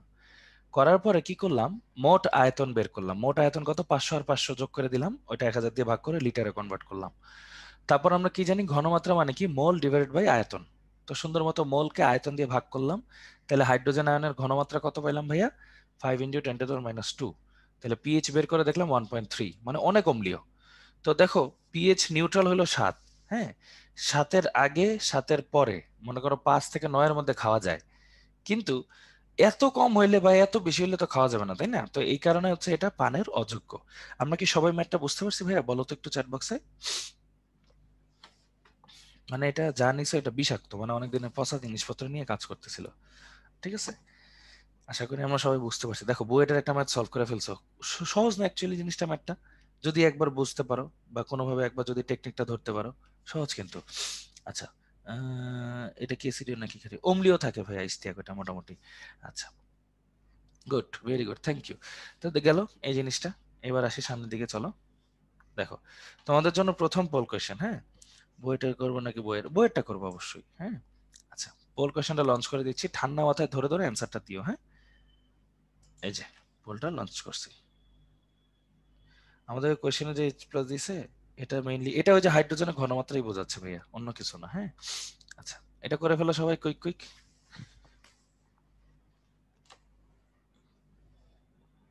1 মিনিট সময় দিব। হ্যাঁ,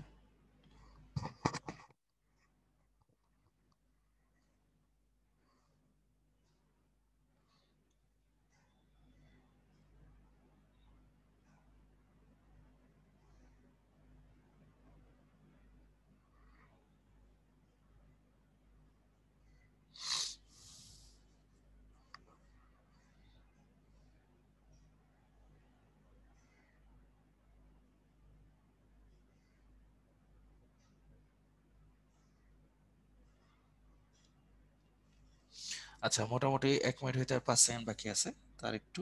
হ্যাঁ,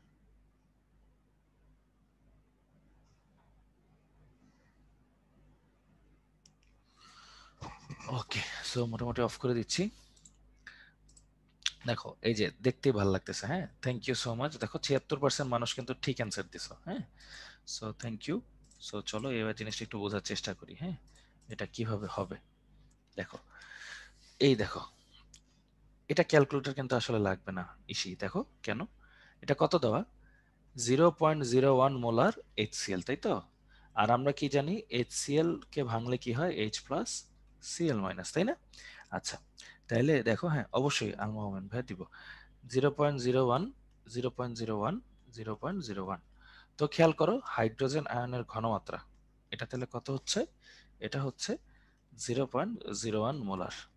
আচ্ছা, এটাকে আসলে কি লেখা যায় জানো, 10⁻²⁻² লেখা যায়। হ্যাঁ, 10⁻²লেখা যায়। তাহলে দেখো, সুতরাং পিএইচ ইকুয়াল টু কি লিখবা, minus log of 10⁻² equal to হবে 2। আর পিওএইচ ইকুয়াল টু কত হবে, দেখো 14 থেকে পিএইচ বাদ দাও, তাহলে 12। তাহলে অ্যান্সার হবে 12/2, মানে হবে সি। ওকে, সবাই জিনিসটা বুঝতে পারছি?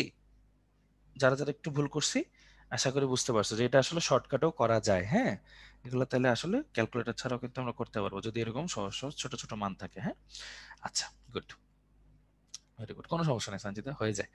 তাহলে আশা করি জিনিসটা বুঝতে পারছি আমরা। এবার চলো সামনের দিকে আসি। দেখো, এখন আমরা একটা নতুন কনসেপ্ট পড়বো, সেটার নাম হচ্ছে বাফার দ্রবণ। হ্যাঁ, নতুন একটা কনসেপ্ট পড়বো বাফার দ্রবণ। এটার শুধু সামান্য পরিচিতি এবং ক্রিয়া কৌশল হালকা একটু পড়বো আমরা আজকে। তো তারপরও যতটুকু পড়া যায় আর কি। বাফার দ্রবণ কাকে বলে, এই জিনিসটার নাম কিন্তু তোমরা হালকা পাতলা হয়তো বা শুনছো, বা হয়তো বা শোনো নাই, এমন হইতে পারে হয়তো শোনো নাই। তো জিনিসটা তোমাদের এখানে জাস্ট একটু রিডিং দিয়ে বুঝাই যে বাফার দ্রবণ কি। যে দ্রবণে সামান্য পরিমাণ অ্যাসিড বা ক্ষারক যোগ করার পরেও দ্রবণের পিএইচ এর মান অপরিবর্তিত থাকে, তাকে বাফার দ্রবণ বলা হয়। বাফার দ্রবণকে লঘু করলেও এর পিএইচ পরিবর্তন হয় না। হ্যাঁ, আচ্ছা, এটা হচ্ছে বাফার। তো বাফার নরমালি দুই প্রকার, একটা হচ্ছে অম্লীয় বাফার আর একটা হচ্ছে ক্ষারীয় বাফার। অম্লীয় বাফার হচ্ছে পিএইচ 7 কম থাকে, ক্ষারীয় বাফারে পিএইচ 7 বেশি থাকে। হ্যাঁ, এই হচ্ছে ঘটনা। ওকে, সো এটা হচ্ছে অম্লীয় বাফার আর ক্ষারীয় বাফারের ঘটনা। তো এখন তোমাদেরকে একটু সামনের দিকে নিয়ে যাই, বাফার দ্রবণের নিয়ে অনেক কয়েকটা কথাবার্তা বলবো, ঠান্ডা মাথায় শুনো। দেখো, বাফার দ্রবণ আমরা মূলত কি পড়ছি, মূলত পড়ছি হচ্ছে অম্লীয় বাফার, না নিষ্ক্রিয় বাফার একটু কম থাকে আর কি, স্বাদ কম থাকে। হ্যাঁ কৌশিক, অম্লীয় বাফার আর ক্ষারীয় বাফার। তো অম্লীয় বাফারে কি ব্যবহার করা হয় জানো, অম্লীয় বাফার ইউজ করা হয় দুর্বল অম্ল ও একটা লবণ এবং তার অনুবন্ধী লবণ আর কি। আর এটাতে ইউজ করা হয়েছে দুর্বল ক্ষার এবং তার একটা লবণ, অনুবন্ধী লবণ যেটাকে বলি। খেয়াল করে দেখছো, অম্ল নিছি তাও দুর্বল, ক্ষার নিছি তাও দুর্বল। দুর্বল কেন নিচ্ছি, এটা কি তোমরা বলতে পারবা, দুর্বল কেন নিচ্ছি? দুর্বল দুর্বল এটা কিন্তু পড়ছিলাম তাই না আমরা। দেখো, দুর্বল যে কোনো কিছুর আলফা কি শূন্যের কাছাকাছি, সুতরাং সহজে বিয়োজিত হয় না, সহজে বিয়োজিত হয় না। সুতরাং দীর্ঘদিন, হুম, সুতরাং অনেক দিন ঘনমাত্রা অপরিবর্তিত থাকে, ঘনমাত্রার তেমন পরিবর্তন হয় না, সুতরাং পিএইচও তেমন চেঞ্জ হয় না, পিএইচও তেমন চেঞ্জ হয় না। কনসেপ্ট এবার বুঝতে পারছো? এই এই হলো ঘটনা। তাহলে দুর্বল মানে হচ্ছে যার আলফা শূন্যের কাছাকাছি, মানে যারা সহজে বিয়োজিত হয় না। তার মানে অনেক দিন ঘনমাত্রার পরিবর্তন হয় না, আর ঘনমাত্রার পরিবর্তন না হওয়া মানে কি পিএইচও চেঞ্জ হয় না। এটাই কি বাফার দ্রবণের সংজ্ঞা ছিল না, বুঝি? এটাই তো বাফার দ্রবণের মেইন সংজ্ঞা ছিল। তার মানে মেইন কনসেপ্ট কি, বাফার দ্রবণে আসলে কি বোঝায়, ওখানে দুর্বল অম্লই কেন নেওয়া হয় অম্লীয়তে, আর ক্ষারীয়তে দুর্বল ক্ষার কেন নেওয়া হয়, কারণ দুর্বল জিনিস সহজে বিয়োজিত হয় না, তার মানে ঘনমাত্রাও সহজে চেঞ্জ হবে না, তার মানে পিএইচও সহজে চেঞ্জ হবে না। মানে দুর্বল নেওয়ার কনসেপ্টটা কি তোমরা বুঝতে পারছো সবাই? একটু চ্যাট বক্সে জানাও। হ্যাঁ, দুর্বল অনেকদিন মানে হচ্ছে এটা তো ভাঙে না সহজে, তাই অনেক টাইম লাগে এটা ভাঙতে, বুঝছো, এই কারণে অনেকদিন লেখা হয়েছে। তো এই কনসেপ্টটা বুঝছো কিনা একটু বলো তোমরা। আচ্ছা, ভেরি গুড। এরকম ছোট ছোট জিনিস। হ্যাঁ, আচ্ছা, তো চলো এবার একটু কয়েকটা জিনিস পড়ি যে দুর্বল অম্ল কারা। এবার তোমাদের দেখাই, হ্যাঁ, দুর্বল অম্ল কারা। তো দুর্বল অম্ল হচ্ছে সকল জৈব অ্যাসিড, সকল জৈব অ্যাসিড মানে যাদের হচ্ছে COOH থাকে, সকল জৈব acid plus carbonic acid H2CO3, এই এই বেটা, হ্যাঁ, এই। আর আরেকটা হচ্ছে দুর্বল ক্ষার কারা, দুর্বল ক্ষার কারা সকল ধাতব ক্ষার বাদে, যারা ধাতব ক্ষার বাদে অন্য ক্ষার, যেমন এই যে অ্যামোনিয়াম হাইড্রোক্সাইড এরকম টাইপের, ঠিক আছে, ধাতব ক্ষার ছাড়া অন্য ক্ষার, হ্যাঁ। আচ্ছা, তাহলে মেইন কনসেপ্টটা কি? মেইন কনসেপ্ট হচ্ছে আমরা দুর্বলদের কেন নিচ্ছি? দুর্বলদের নিচ্ছি কারণ তারা হচ্ছে সহজে ভাঙতে পারে না, তার মানে অনেক দিন তারা অভঙ্গুর অবস্থায় থাকে। তো যেহেতু তারা অনেক দিন ধরে তারা ভাঙ্গে না, তার মানে তাদের ঘনমাত্রার তেমন পরিবর্তন হয় না। যেহেতু ঘনমাত্রারও পরিবর্তন হয় না তাদের, তার মানে কি হয় না, পিএইচ এরও তেমন পরিবর্তন হয় না। শেষ। দুর্বল অম্ল কারা? সকল জৈব অ্যাসিড এবং কার্বনিক অ্যাসিড। আর দুর্বল ক্ষার কারা? ওই যে মূলক দিয়ে তৈরি ক্ষার আর কি, যারা মানে ধাতব বাদে যেসব ক্ষারগুলো থাকে সেই সব ক্ষারগুলো হচ্ছে দুর্বল ক্ষার। ঠিক আছে। আচ্ছা, তো মোটামুটি এই পৃষ্ঠায় যা যা লিখছি এগুলো আমরা বুঝতে পারছি না, যে বাফার দ্রবণে পিএইচ কেন পরিবর্তন হয় না, এই কারণে কেন দুর্বল নেওয়া হয়, কেন কোনটা দুর্বল অম্ল কোনটা দুর্বল ক্ষার। মোটামুটি আশা করি তোমাদের যেসব প্রশ্নগুলো থাকে সেগুলো আশা করি অ্যান্সার হয়ে গেছে। এখন বুঝতে পারছি নীলা, আর এখন বুঝতে পারছি সমাজ, যে জিনিসটা আসলে কি বুঝাইছি। এই, হ্যাঁ, ইস্তেক যেটা বলছো এটা একদম ঠিক আছে ভাইয়া। এই আশিক যেটা বলছো এটাও ঠিক আছে, গুড। এই তো। তো চলো এবার সামনের দিকে যাই, হ্যাঁ। ওকে, তারপর দেখো আরেকটা পোল কোশ্চেন্স আছে, হ্যাঁ। এই পোল কোশ্চেন্সটা জানতে হইলে তোমাকে হচ্ছে এখানে কয়েকটা জিনিস একটু পড়াই দিই, তাহলে আরো মজার কয়েকটা জিনিস জানতে পারবো, হ্যাঁ। আচ্ছা, দেখো, চিন্তা করে দেখো, এখানে ছোট্ট একটা কথা বলি। দেখো, আমার কাছে আছে একটা দুর্বল অম্ল আর আছে একটা তীব্র ক্ষার। দুর্বল অম্ল মনে করো Na, আর দুর্বল ক্ষার মনে করো আছে NB। কোনটার পরিমাণ বেশি হইলে বাফার দ্রবণ হবে বলো? পিএইচ 3 চেঞ্জ হয় না, না, পিএইচ পিএইচ চেঞ্জ হয় না, হ্যাঁ, পিএইচ চেঞ্জ হয় না, এই আর কি ভাইয়া। আচ্ছা, বাফার দ্রবণে কি শুধু দুর্বল নিয়ে কাজ করা হয়? এক্স্যাক্টলি ভাইয়া, আমি এক্স্যাক্টলি দুর্বল নয়, যাতে ঘনমাত্রা চেঞ্জ হয়, কি চেঞ্জ না হয়, ঠিক আছে। আচ্ছা, কোনটাকে বড় হওয়া উচিত? দুর্বল অম্ল। Very good, very good. তার মানে দুর্বল অম্লটা বেশি হওয়া উচিত ক্ষারের চেয়ে, হ্যাঁ। তার মানে আবার এন মানে আমরা কি জানি? V/S, তাই না? এই দুইটার গুণফল ক্ষারের চেয়ে বেশি হওয়া উচিত। এই, এটা তো আমরা তাহলে সবাই মোটামুটি ধরতে পারতেছি, গুড। এই তো লক্ষ্মী বলবান, সবাই তাহলে বুঝতেছো। আচ্ছা, তাহলে এটা যেহেতু বুঝতেছো, কারণ কি আমার মেইন কথা, বাফার বানাইতে হলে দুর্বলটাকে বেশি থাকতে হবে, সহজ কথা। দুর্বল ওইটা কি বাফার থাকবে? থাকবে।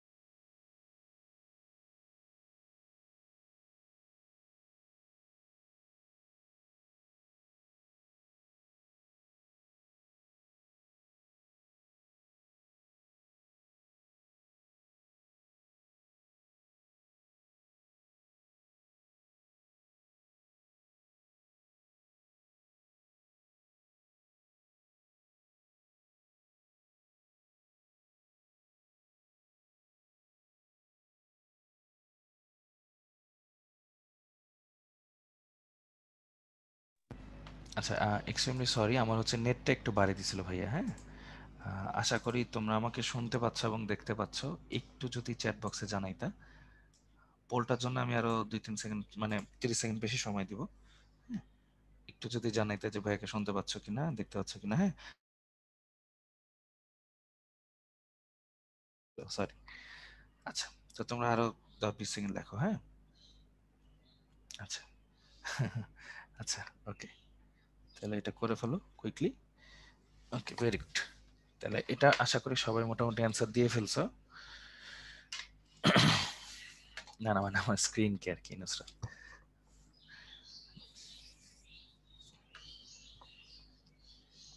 ওকে, তাহলে হচ্ছে পোলটা অফ করে দিচ্ছি। দেখো, তো মোটামুটি ম্যাক্সিমাম মানুষ রাইটটাই দিছো, 58% মানুষ রাইটটাই দিছো।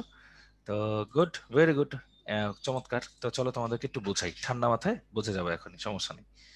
দেখো, এই যে এই দুইটা গুণ করে দিব, তাই না? এই দুইটা গুণ করলে কত আসে দেখো, টু টু টু টু। আবার এই দুইটা গুণ করে দিব, টু ওয়ান টু টু। ঠিক আছে? আচ্ছা,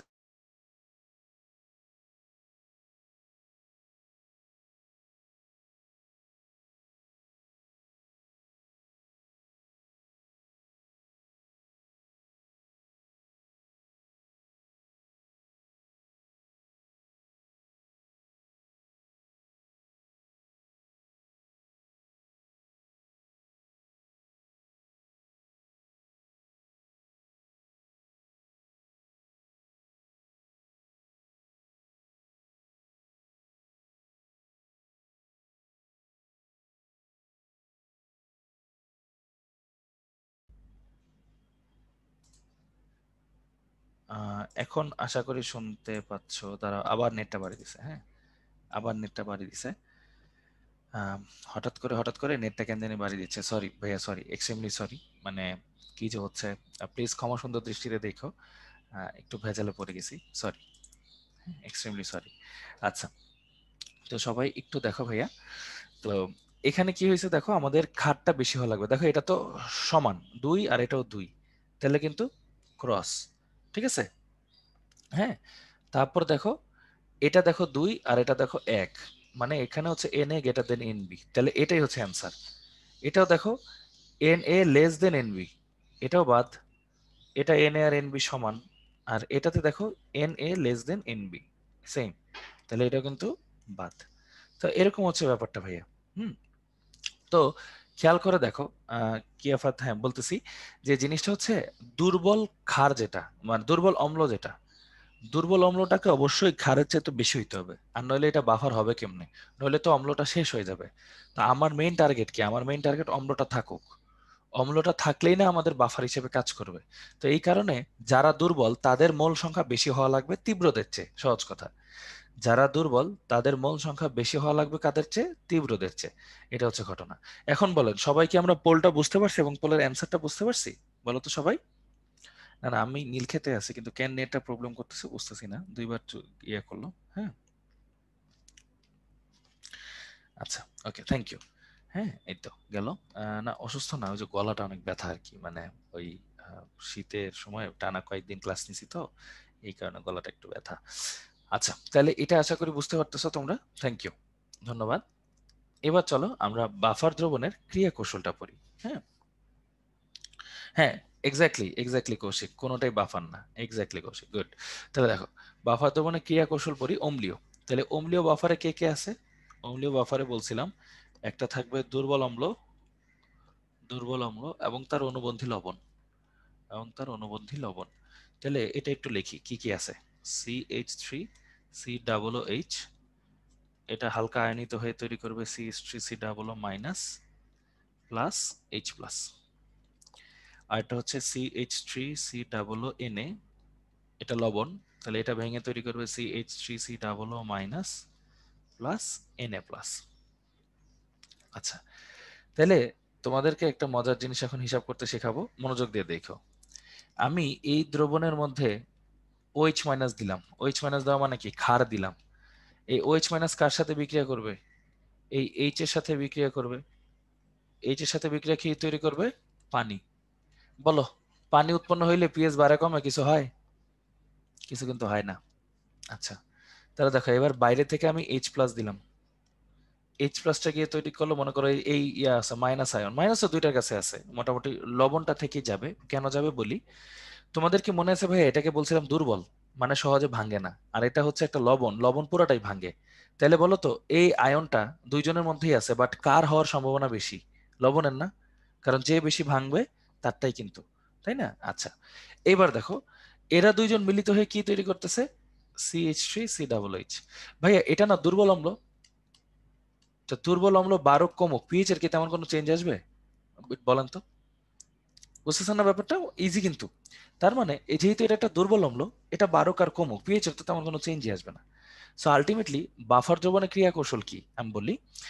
আমরা যদি কোনো বাফার দ্রবণে সামান্য পরিমাণ অম্ল অথবা সামান্য পরিমাণ ক্ষার যাই দেই না কেন, যদি তাদের পিএইচ অপরিবর্তিত থাকে বা সামান্য পরিবর্তন হয় মানে অত বেশি না, তখন আমরা তাকে বলতেছি বাফার, তাই তো? তো বাফার দ্রবণ কিভাবে তার পিএইচটা মেনটেন করে সেটাকেই বলা হয় বাফার দ্রবণের ক্রিয়া কৌশল। তাহলে ভাই আমি আরেকটা বার বলি শুনেন। এই বাফার দ্রবণ যেটা অম্লীয় বাফার দ্রবণ, সেখানে আমি সামান্য পরিমাণ OH দিলাম, ক্ষার, ওইটা হাইড্রোজেনের সাথে বিক্রিয়া করে পানি তৈরি করে। আর আমি বাফার দ্রবণে সামান্য পরিমাণ এইচ দিলাম মানে অ্যাসিড, যেটা পরবর্তীতে CH3 ডাবল ও মাইনাসের সাথে বিক্রিয়া করে দুর্বল অম্ল তৈরি করে। তাহলে ভাইয়া মজার জিনিস বলেন তো, দুর্বল অম্লর পিএইচ তো এমনি কম, ও বারক আর কমুক কি হবে, কিছুই তো যায় আসে না, তাই না? এই হচ্ছে আমাদের ঘটনা, সিম্পল সিম্পল ঘটনা। আমরা কি বাফার দ্রবণের এই ক্রিয়া কৌশলটা বুঝতে পারছি, অম্লীয় বাফারের ক্রিয়া কৌশল? সবাই একটু কষ্ট করে ভাইয়াকে জানাই। আচ্ছা, ভেরি গুড। এই তো লক্ষ্মী বাচ্চারা সবাই পারতেছো, থ্যাংক ইউ। সো এই, আচ্ছা হ্যাঁ, আরেকবার বলবো তাই না? হ্যাঁ আরেকবার বলবো, কোনো সমস্যা নাই। দেখো আবারও বলি যে 1 মিনিট, এটা হচ্ছে বাফার দ্রবণের একটা ক্রিয়া কৌশল। দেখো বাফার দ্রবণের মধ্যে ভাইয়া দেখো, আমি যদি বাইরে থেকে OH দিই, OH দেওয়া মানে কি ভাইয়া বলতো? ক্ষার দেওয়া, তাই না? ক্ষার দেওয়া। তাহলে দেখো ক্ষারটা কি করবে, ভিতরের H+ এর সাথে বিক্রিয়া করে কি তৈরি করবে, পানি। পানি তো নিউট্রাল জিনিস, ও বাড়লে কমলে কি পিএইচ এর কোনো চেঞ্জ আসবে? তার মানে নো চেঞ্জ ইন পিএইচ। ঠিক আছে গেল। আচ্ছা, বাইরে থেকে আমি কি দিলাম, H+ দিলাম, এটা ভিতরের C+- এর সাথে বিক্রিয়া করলো, বিক্রিয়া করে কি তৈরি করলো বলো একটু, বলো তো ভাইয়া? CH3COH তৈরি করলো। আচ্ছা, অনেকের মনে প্রশ্ন হতে পারে ভাইয়া এটার সাথে গেল না কেন? আচ্ছা, চিন্তা করে দেখো ভাইয়া, একটু আগে যেটা বলছিলাম যে এটা তো একটা দুর্বল অম্ল, দুর্বল অম্ল, আর এটা তো ভাইয়া লবণ। তাহলে বলো তো কে বেশি বিয়োজিত হবে, অম্ল নাকি লবণ? বলো তো, বলো, অম্ল নাকি লবণ? কে বেশি বিয়োজিত হবে, লবণ। তাহলে ওই আয়নটা কার হওয়ার সম্ভাবনা বেশি, অম্লের নাকি লবণের? অবশ্যই লবণের। তাহলে এজন্য ওই যার সাথে সম্ভাবনা বেশি না তার সাথে বিক্রিয়া করবে, এই আর কি। এইটুক বুঝছো তো, মানে লবণের সাথে কেন বিক্রিয়া করছে, জাস্ট এইটুক লেখো আগে যে এইটুক বুঝছি কিনা। হুম, আচ্ছা, ভেরি গুড, এইটুক আমরা আশা করি বুঝছি, হ্যাঁ থ্যাংক ইউ। তাহলে এবার দেখো যে ওই H+টা, হুম, H+টা কি করছে, H+টা CH3C+- এর সাথে বিক্রিয়া করছে, বিক্রিয়া করে কি তৈরি করছে ভাইয়া দেখো তো, বিক্রিয়া করে CH3COH কি তৈরি করছে, দুর্বল অম্ল তৈরি করছে।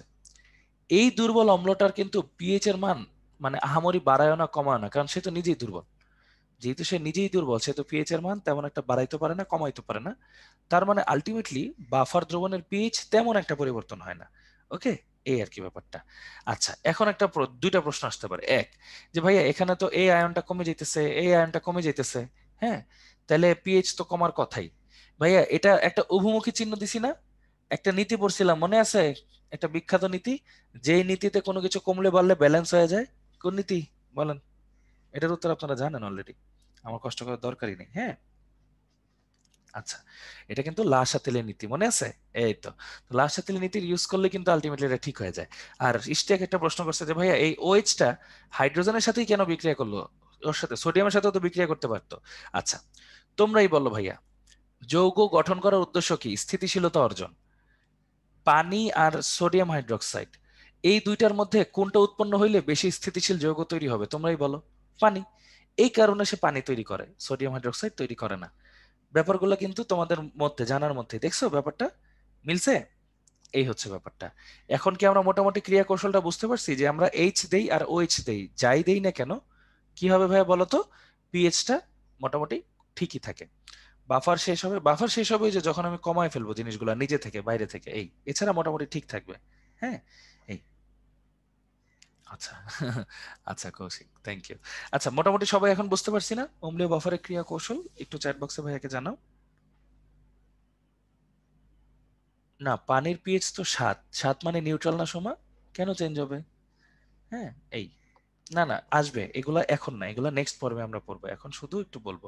বাফার হচ্ছে ওই যে আচার টাচার তৈরিতে মানে এসিড ক্ষারের যে কন্ট্রোল লাগে সেখানে লাগে, হ্যাঁ। আচ্ছা, তাহলে চলো এবার খারি ওটা তোমাদের একটু দেখাই দিই, দেখি। পানি তো নিরপেক্ষ, এক্স্যাক্টলি ওইটাই। ক্ষারীয় বাফার একটু দেখাই দিই। ক্ষারীয় বাফার, তাহলে ক্ষারীয় বাফারের মধ্যে কে থাকে? ওই যে সেম কথা, দুর্বল ক্ষার এবং লবণ, দুর্বল ক্ষার প্লাস লবণ। তাহলে দেখো অ্যামোনিয়াম হাইড্রোক্সাইড, এটাকে ভেঙে দিলাম, ভেঙে দিলে তৈরি হবে অ্যামোনিয়াম প্লাস হাইড্রোক্সিল। এরপর সেম কাহিনী, অ্যামোনিয়াম ক্লোরাইড নিলাম মনে করো, তাহলে কি তৈরি হবে? অ্যামোনিয়াম প্লাস আর ক্লোরাইড মাইনাস। একদম আগের মতো কথাবার্তা, একদম আগের মতো, যে বাইরে থেকে যদি আমি H প্লাস দিই, অ্যাসিড দিই, সে এই OH এর সাথে বিক্রিয়া করে পানি তৈরি করবে, যেটা নিউট্রাল, সো কোনো ধরনের কোনো চেঞ্জ আসবে না। আর যদি বাইরে থেকে আমি যদি OH মাইনাস দিই, সেই যে লবণের এটার সাথে বিক্রিয়া করবে, কারণ কি দুর্বলটা কম থাকে, লবণটা বেশি থাকে, সো আলটিমেটলি এই যে এইভাবে হয়, ওই যে সহজে বিয়োজিত হয়, হয় না? তাহলে এটা হচ্ছে অ্যামোনিয়াম হাইড্রোক্সাইড, এটা কি ছিল? দুর্বল ক্ষার। সো আহামরি পিএইচ এর কোনো চেঞ্জ আসবে না। এবার বলেন এই ক্ষারীয়টা একদম অম্লীয়টার সাথে রিলেটেবল। এবার বলেন এতক্ষণ পর্যন্ত যা যা পড়াইছি ভাইয়া, পিএইচ রিলেটেড সবকিছু এবং বাফার দ্রবণের পরিচিতি, জিনিসগুলো থেকে যে কোনো ধরনের প্রশ্ন আসলে আমরা ইনশাল্লাহ পারবো না সবাই? একটু চ্যাট বক্সে জানান তো ভাইয়াকে যে পিএইচ রিলেটেড যে কোনো প্রশ্ন, যে কোনো ম্যাথ এবং বাফারের কৌশল পর্যন্ত, বাফারের পরিচিতি এবং কৌশল পর্যন্ত যে কোনো ম্যাথ আসলে আমরা পারবো না ইনশাল্লাহ। এই লবণটা কেন থাকে? লবণ থাকে যাতে হচ্ছে ওই যে ওই ক্ষারটাকে প্রশমন করতে পারবে, ক্ষার বা অম্লকে প্রশমন করতে পারবে, এই কারণে। হ্যাঁ, একা তো আর প্রশমন করতে পারবে না, তাই। হুম, হ্যাঁ এক্স্যাক্টলি, ওগুলো আবার লবণ বানায়, বাকি আয়নগুলো আবার লবণ বানায়। Very good. হ্যাঁ, এই বাফার থেকে কোশ্চেন এখন না, বাফার থেকে কোশ্চেন নেক্সট পর্বে মাহি। হ্যাঁ, এই ওইটা হচ্ছে আজকে শুধু আমরা পরিচিতিটা পড়লাম। ওকে, তো আমরা মোটামুটি ইনশাল্লাহ সব আশা করি বুঝতে পারছি। এই তো, তো আমাদের হচ্ছে মোটামুটি যেই টপিকগুলো ছিল এই পর্বে, হ্যাঁ, অ্যামোনিয়াম ক্লোরাইড কি সবল? এটা লবণ, লবণ সবল দুর্বলের কিছু না মিম। হ্যাঁ, এটা লবণ। আচ্ছা, তো মোটামুটি এইখানে যে জিনিসগুলো ছিল, বাফারের ইন্ট্রোডাকশন ছিল, বুঝছো? তো এই হলো বাফারের ইন্ট্রোডাকশন ছিল, আর হচ্ছে মোটামুটি এই টপিকগুলো ছিল। তো এই তো ভাইয়া, আজকে আমাদের এই পর্বের লাস্ট ক্লাস ছিল, এবং আজকে আমাদের মোটামুটি ক্লাসটা এইটুকুর উপর ছিল। তো তোমাদের সবাইকে অসংখ্য ধন্যবাদ এতক্ষণ মনোযোগ দিয়ে কষ্ট করে ক্লাস নেওয়ার জন্য। এবং মানে তোমাদেরকে মানে আমি অনেক আদর করি, কারণ অনেক দিন ধরে তোমাদের সাথে ক্লাস নেওয়া হয়েছে। তো যদি কোনো ভুল ত্রুটি থাকে অবশ্যই ক্ষমা সুন্দর দৃষ্টিতে দেখবা। আর আরেকটা ছোট্ট রিকোয়েস্ট, বাসায় একটু পড়াশোনা করো। এই পর্বে কিন্তু আমাদের জাস্ট ওই পার্টটুকু পড়া শেষ, আর অল্প কিছু পার্ট বাকি আছে আমাদের, সেটা হচ্ছে বাফার তাপ রসায়ন। হ্যাঁ, ওইটা আমরা ইনশাল্লাহ নেক্সট পর্বে পড়বো। আর একটু ম্যাথগুলো ভালো মতো প্র্যাকটিস করো, তীব্র লঘু, হ্যাঁ, এইসব জিনিসপত্রের ম্যাথগুলো প্র্যাকটিস করো। ইনশাল্লাহ বেঁচে থাকলে নেক্সট পর্বে দেখা হবে, কথা হবে। হ্যাঁ, সবাই প্লিজ সুস্থ থাকো, সবল থাকো। অবশ্যই প্রত্যেকের জন্য দোয়া করো। আল্লাহ হাফেজ। আর যদি কারো কোনো প্রশ্ন থাকে, ভাইয়া হচ্ছে অবশ্যই হ্যান্ড রেজ এখন নিব, হ্যান্ড রেজ অপশনটা অন করে দিছি। যদি কারো কোনো প্রশ্ন থাকে তাহলে অবশ্যই ভাইয়া এটার অ্যান্সার দিব। হ্যান্ড রেজ অপশনটা অন করা আছে যদি কেউ হ্যান্ড রেজ করতে চাও। আচ্ছা, পিএইচ গ্রেটার দেন 7, হ্যাঁ ওইটা ক্ষার, এক্স্যাক্টলি ভাইয়া। হ্যাঁ, আচ্ছা, হ্যাঁ হ্যান্ডারসন হ্যাসেলবাক এটা এর পরের পর্বে মাহিন ইনশাল্লাহ। হ্যাঁ, আচ্ছা, ওকে। হ্যাঁ, ইশতিয়াক একটা প্রশ্ন করবে। ইশতিয়াক ভাইয়া, কি খবর, কেমন আছো? আছি আলহামদুলিল্লাহ। আপনি কেমন আছেন? এই তো ভাইয়া আলহামদুলিল্লাহ ভালো আছি ভাইয়া। বলো ভাইয়া। ভাই, এই কিছুক্ষণ আগে আপনি যেটা আলোচনা করলেন কি বলে হুম, পানি আর সোডিয়াম হাইড্রোক্সাইড, এটা ওটা একটু কষ্ট করে যাবেন? হ্যাঁ অবশ্যই যাব। পানি আর সোডিয়াম হাইড্রোক্সাইড কোনটা? হ্যাঁ হ্যাঁ, ও এটা, হ্যাঁ এই যে দেখো। আর আগেটা। হ্যাঁ, হুম, তো বলো। ভাইয়া আমি এই প্রশ্নটা করলাম যে এটাই মনে হয়। হ্যাঁ, হুম হুম ওই যে সোডিয়াম বলো হাইড্রোক্সাইড বলো। আয়নটা হুম হুম। কেন কি বলে, ভাইয়া এর আগেরটা মনে হয়, এর আগের স্লাইডটা। আচ্ছা, এর আগে স্লাইডটা, আচ্ছা ভাইয়া, এক মিনিট, এই যে আগে স্লাইডে চলে আসছি, বলো ভাইয়া। হ্যাঁ, এখানে আমি প্রশ্ন করলাম যে কি বলে হাইড্রোক্সাইড আয়নটা দিলে কেন কি বলে শুধুমাত্র হাইড্রোজেন আয়নের সাথে যুক্ত হবে, ওই সোডিয়ামের যে সাথে তো উত্তর যুক্ত দিলাম হতে আর কি, পারতো। যে ওই যে সোডিয়ামের সাথে যুক্ত হলে সোডিয়াম হাইড্রোক্সাইড তৈরি করে, আর হাইড্রোজেনের সাথে যুক্ত করলে পানি তৈরি করে। হ্যাঁ, তো খেয়াল তো করে দেখো যে হ্যাঁ, এখানে তো পানি তো দুইটাই। নিষ্ক্রিয়। হুম, বলো হ্যাঁ বলো বলেন বলো। ভাই, আপনি বলেন। হ্যাঁ, মানে আপনি আগে যৌগ বলেন একটু। গঠনের উদ্দেশ্য শুনি আগে। হচ্ছে নিষ্ক্রিয়তা অর্জন। এখন আমি যদি কোনো ক্ষার তৈরি করি আর পানি তৈরি করি, আমার কাছে দুইটা অপশন থাকে, কোনটাতে আমার স্থিতিশীলতা বেশি পাবো বলো তো? পানিতে না? তো পানিতে, এই তো, কারণ খাদ্য একটু একটু উত্তেজিত তীব্র। টাইপের, এক্স্যাক্টলি এখানে সোডিয়াম এক্স্যাক্টলি হাইড্রোক্সাইড আরো বেশি উত্তেজিত। এক্স্যাক্টলি, এই কারণে হচ্ছে পানিটা তৈরি করছে। হ্যাঁ, এই। এটাকে বলে ওই যে ওকে ভাইয়া, সাম্যাবস্থা ঠিক আছে। স্থিতিশীলতা অর্জন। আচ্ছা ঠিক আছে ভাইয়া, থ্যাংক ইউ। আচ্ছা এরপর কে আছে? সোমা। হ্যালো সোমা ভাইয়া, কি খবর, কেমন আছো? হ্যালো ভাইয়া, আসসালামু আলাইকুম। ওয়ালাইকুম আসসালাম, বলো ভাইয়া। ভাইয়া যে ওখানে কতগুলো ম্যাথ করে না, যে পিএইচ পিওএস, ওখানে থেকে যাবেন? হুম বলো। হ্যাঁ ভাইয়া, আচ্ছা ওখানে যদি আমরা যদি এখানে তো পিএইচ থেকে শুরু করছি, আচ্ছা পিওএস থেকে যদি আমরা প্রথম থেকে নির্ণয় করি, তাহলে কি সেভাবে করা যাবে না? না করা যাবে না, যদি এসিড দেওয়া থাকে তাহলে করা যাবে না। এসিড দেওয়া থাকলে পিএইচ দিয়েই তারপর চাইতে হবে, আর ক্ষার দেওয়া থাকলে পিওএইচ দিয়ে তারপর চাইতে হবে। হ্যাঁ ও, মানে কোনোটা, মানে যদি যদি দোনোটাই থাকে, যে পিএইচ আর পিএইচ দোনোটা যদি নির্ণয় করতে বলে, তাহলে কি হ্যাঁ, মানে এসিড কি? বলে অবশ্যই পিএইচ আগে। হ্যাঁ এসিড বলে অবশ্যই পিএইচ আগে, এই উম, এটা নিয়ম। হ্যাঁ বুঝছি ভাইয়া। আচ্ছা আম, হ্যাঁ ভাইয়া বুঝছি। ওকে। আর হচ্ছে ভাই, আমি মানে আপনি তো বললেন যে যে ওখানে হচ্ছে যে পানি তো হচ্ছে তো, মানে পানির পিএইচ তো 7, আমি মানে এটা আমি পুরোপুরি বুঝতে পারলাম না যে ওখানে তো পিএইচ তো 7 হইতেছে, তাহলে কেন হচ্ছে চেঞ্জ হবে না, মানে এটা একটু আবার একটু বলতেন পিএইচ যদি। 7 কে আমরা এটা কি মানে বলতাম পুরোপুরি জানি? পিএইচ 7 কে নিউট্রাল বলতাম না? নিউট্রাল। হ্যাঁ হ্যাঁ একটা ভাইয়া। নিউট্রাল জিনিস তৈরি হইলে ওটা পিএইচ কি আর অন্য কোনো জিনিসের পিএইচ বাড়াইছে নাকি কমাইছে বলো? কিছুই তো করেনি, করছে? এই আর কি, মানে পিএইচ বাড়ায় কমায় কখন, যখন একটা মানে এসিড বা ক্ষার যুক্ত করা হয়। কিন্তু এখানে যেহেতু পানি হইছে, তাহলে পানি আলটিমেটলি দেখো তোমার কাছে একটা মনে করো ইয়ে আছে, এসিড আছে, এসিডের মধ্যে একটু পানি দিলা, ওর এসিডিটি কমে যাবে? না, কমবে না তো, যা আছে তাই থাকবে, না ওইটাই ভাইয়া। মানে পানি হচ্ছে নিউট্রাল, ও উৎপন্ন হওয়া মানে যা ছিল তাই আছে, এই এইটা। ও, হ্যাঁ বুঝতে পারছি। আচ্ছা ভেরি গুড। হ্যাঁ ভাইয়া, থ্যাংক ইউ। আর আচ্ছা কোনো থ্যাংক কোশ্চেন ইউ, নেই। থ্যাংক ইউ সো মাচ ভাইয়া। আচ্ছা এরপর কে আছে? কৌশিক। কৌশিক কি আসসালামু খবর? আলাইকুম ভাইয়া। ওয়ালাইকুম হ্যাঁ, আসসালাম। ভালো আছেন ভাইয়া? এই তো ভাই আলহামদুলিল্লাহ ভালো আছি ভাইয়া। হ্যাঁ ভাইয়া, বুয়েটের অঙ্কটাতে একটু মানে এই যে প্রবলেম চলে ছিল। এসেছে। হ্যাঁ মানে চলে ওখানে এসেছে। যে শুরুতে বলছে হাইড্রোজেন আয়নের ঘনমাত্রা এত বিশিষ্ট, আর কমলার ক্ষেত্রে বলছে হাইড্রোজেন আয়নের ঘনমাত্রা এত। হুম তো আমরা এই দুটো ঘনমাত্রা যোগ করে দিয়ে অঙ্ক হতো না? মানে ঘনমাত্রা হাইড্রোজেন কখনো আয়ন যোগ তো। হয় না ভাইয়া, ঘনমাত্রা কখনো যোগ হয় না। যেমন আমি তোমার বলি, পানির ঘনমাত্রা আর তেলের ঘনমাত্রা আলাদা, যোগ করে ওদেরকে মিশাইতে পারবা? না ভাইয়া। এক্স্যাক্টলি, তাহলে কোনটা মিশাইতে পারবে বলো তো? ওদের মোল সংখ্যা। হ্যাঁ ওরকম আর কি। হ্যাঁ এই ঘনমাত্রা কখনো মিশানো যায় না, এই জন্যই ভাইয়া মোল দিয়ে করছি। ভালো প্রশ্ন করছো, চমৎকার প্রশ্ন করছো, এটা শিওর আর অনেকের মাথায় আছে।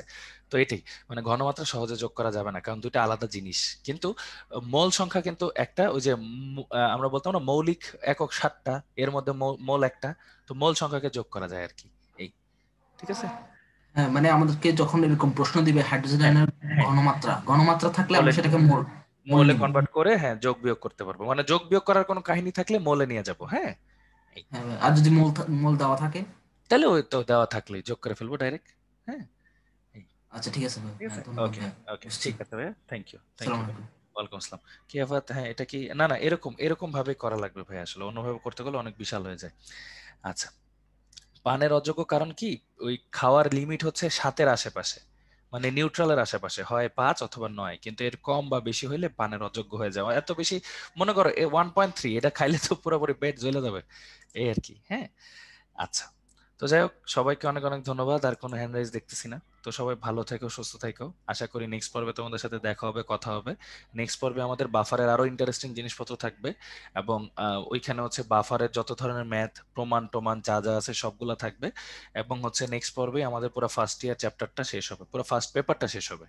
তো ইনশাল্লাহ তোমাদের আশা করি পাবো, এবং আশা করি তোমাদেরকে ভালো সার্ভিস দিতে পারছি আমরা, এবং প্রতিনিয়তই চেষ্টা করব যে ভালো কিছু করার। তো সবাই ভাইয়াদের জন্য দোয়া করো, এবং সবাই ভালো থেকো, সুস্থ থেকো। নেক্সট পর্বে অবশ্যই ভর্তি হয়ে যাও। আল্লাহ হাফেজ, আসসালামু আলাইকুম। রোজন ভাই, আপনাকে অনেক ধন্যবাদ। ঠিক আছে ভাই, তাহলে আপনি লিখ দিতে পারেন। আর স্টুডেন্ট, তোমাদের যদি কোনো কোশ্চেন থাকে উদ্ভাস রিলেটেড, সেক্ষেত্রে তোমরা চ্যাট বক্সে লিখতে পারো।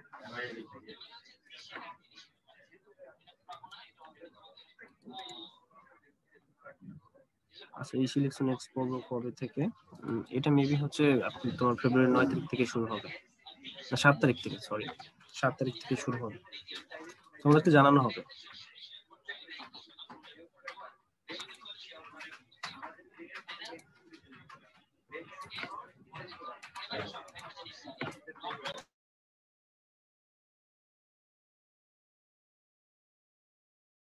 আচ্ছা, তোমাদের আর কোনো কোশ্চেন আমি দেখতে পাচ্ছি না, তো ঠিক আছে, তোমরা সবাই ভালো থাকো। এরপরে তোমাদের যদি কোনো কোশ্চেন থাকে সেক্ষেত্রে তোমাদের রুটিনের নিচে কিন্তু ব্রাঞ্চের নাম্বার আছে, ওখান থেকে তোমার যে রেসপেক্টিভ ব্রাঞ্চ ওখানে যোগাযোগ করতে পারো, অথবা হটলাইন নাম্বার আছে, এরপরে হচ্ছে আমার নাম্বার এবং সোহেলের নাম্বার আছে। তো যে কোনো সময় তোমার যদি কোনো সমস্যা থাকে, যদি কোনো কোশ্চেন থাকে, তাহলে তোমরা জিজ্ঞাসা করতে পারো। তো ঠিক আছে, সবাই ভালো থাকো, আল্লাহ হাফেজ।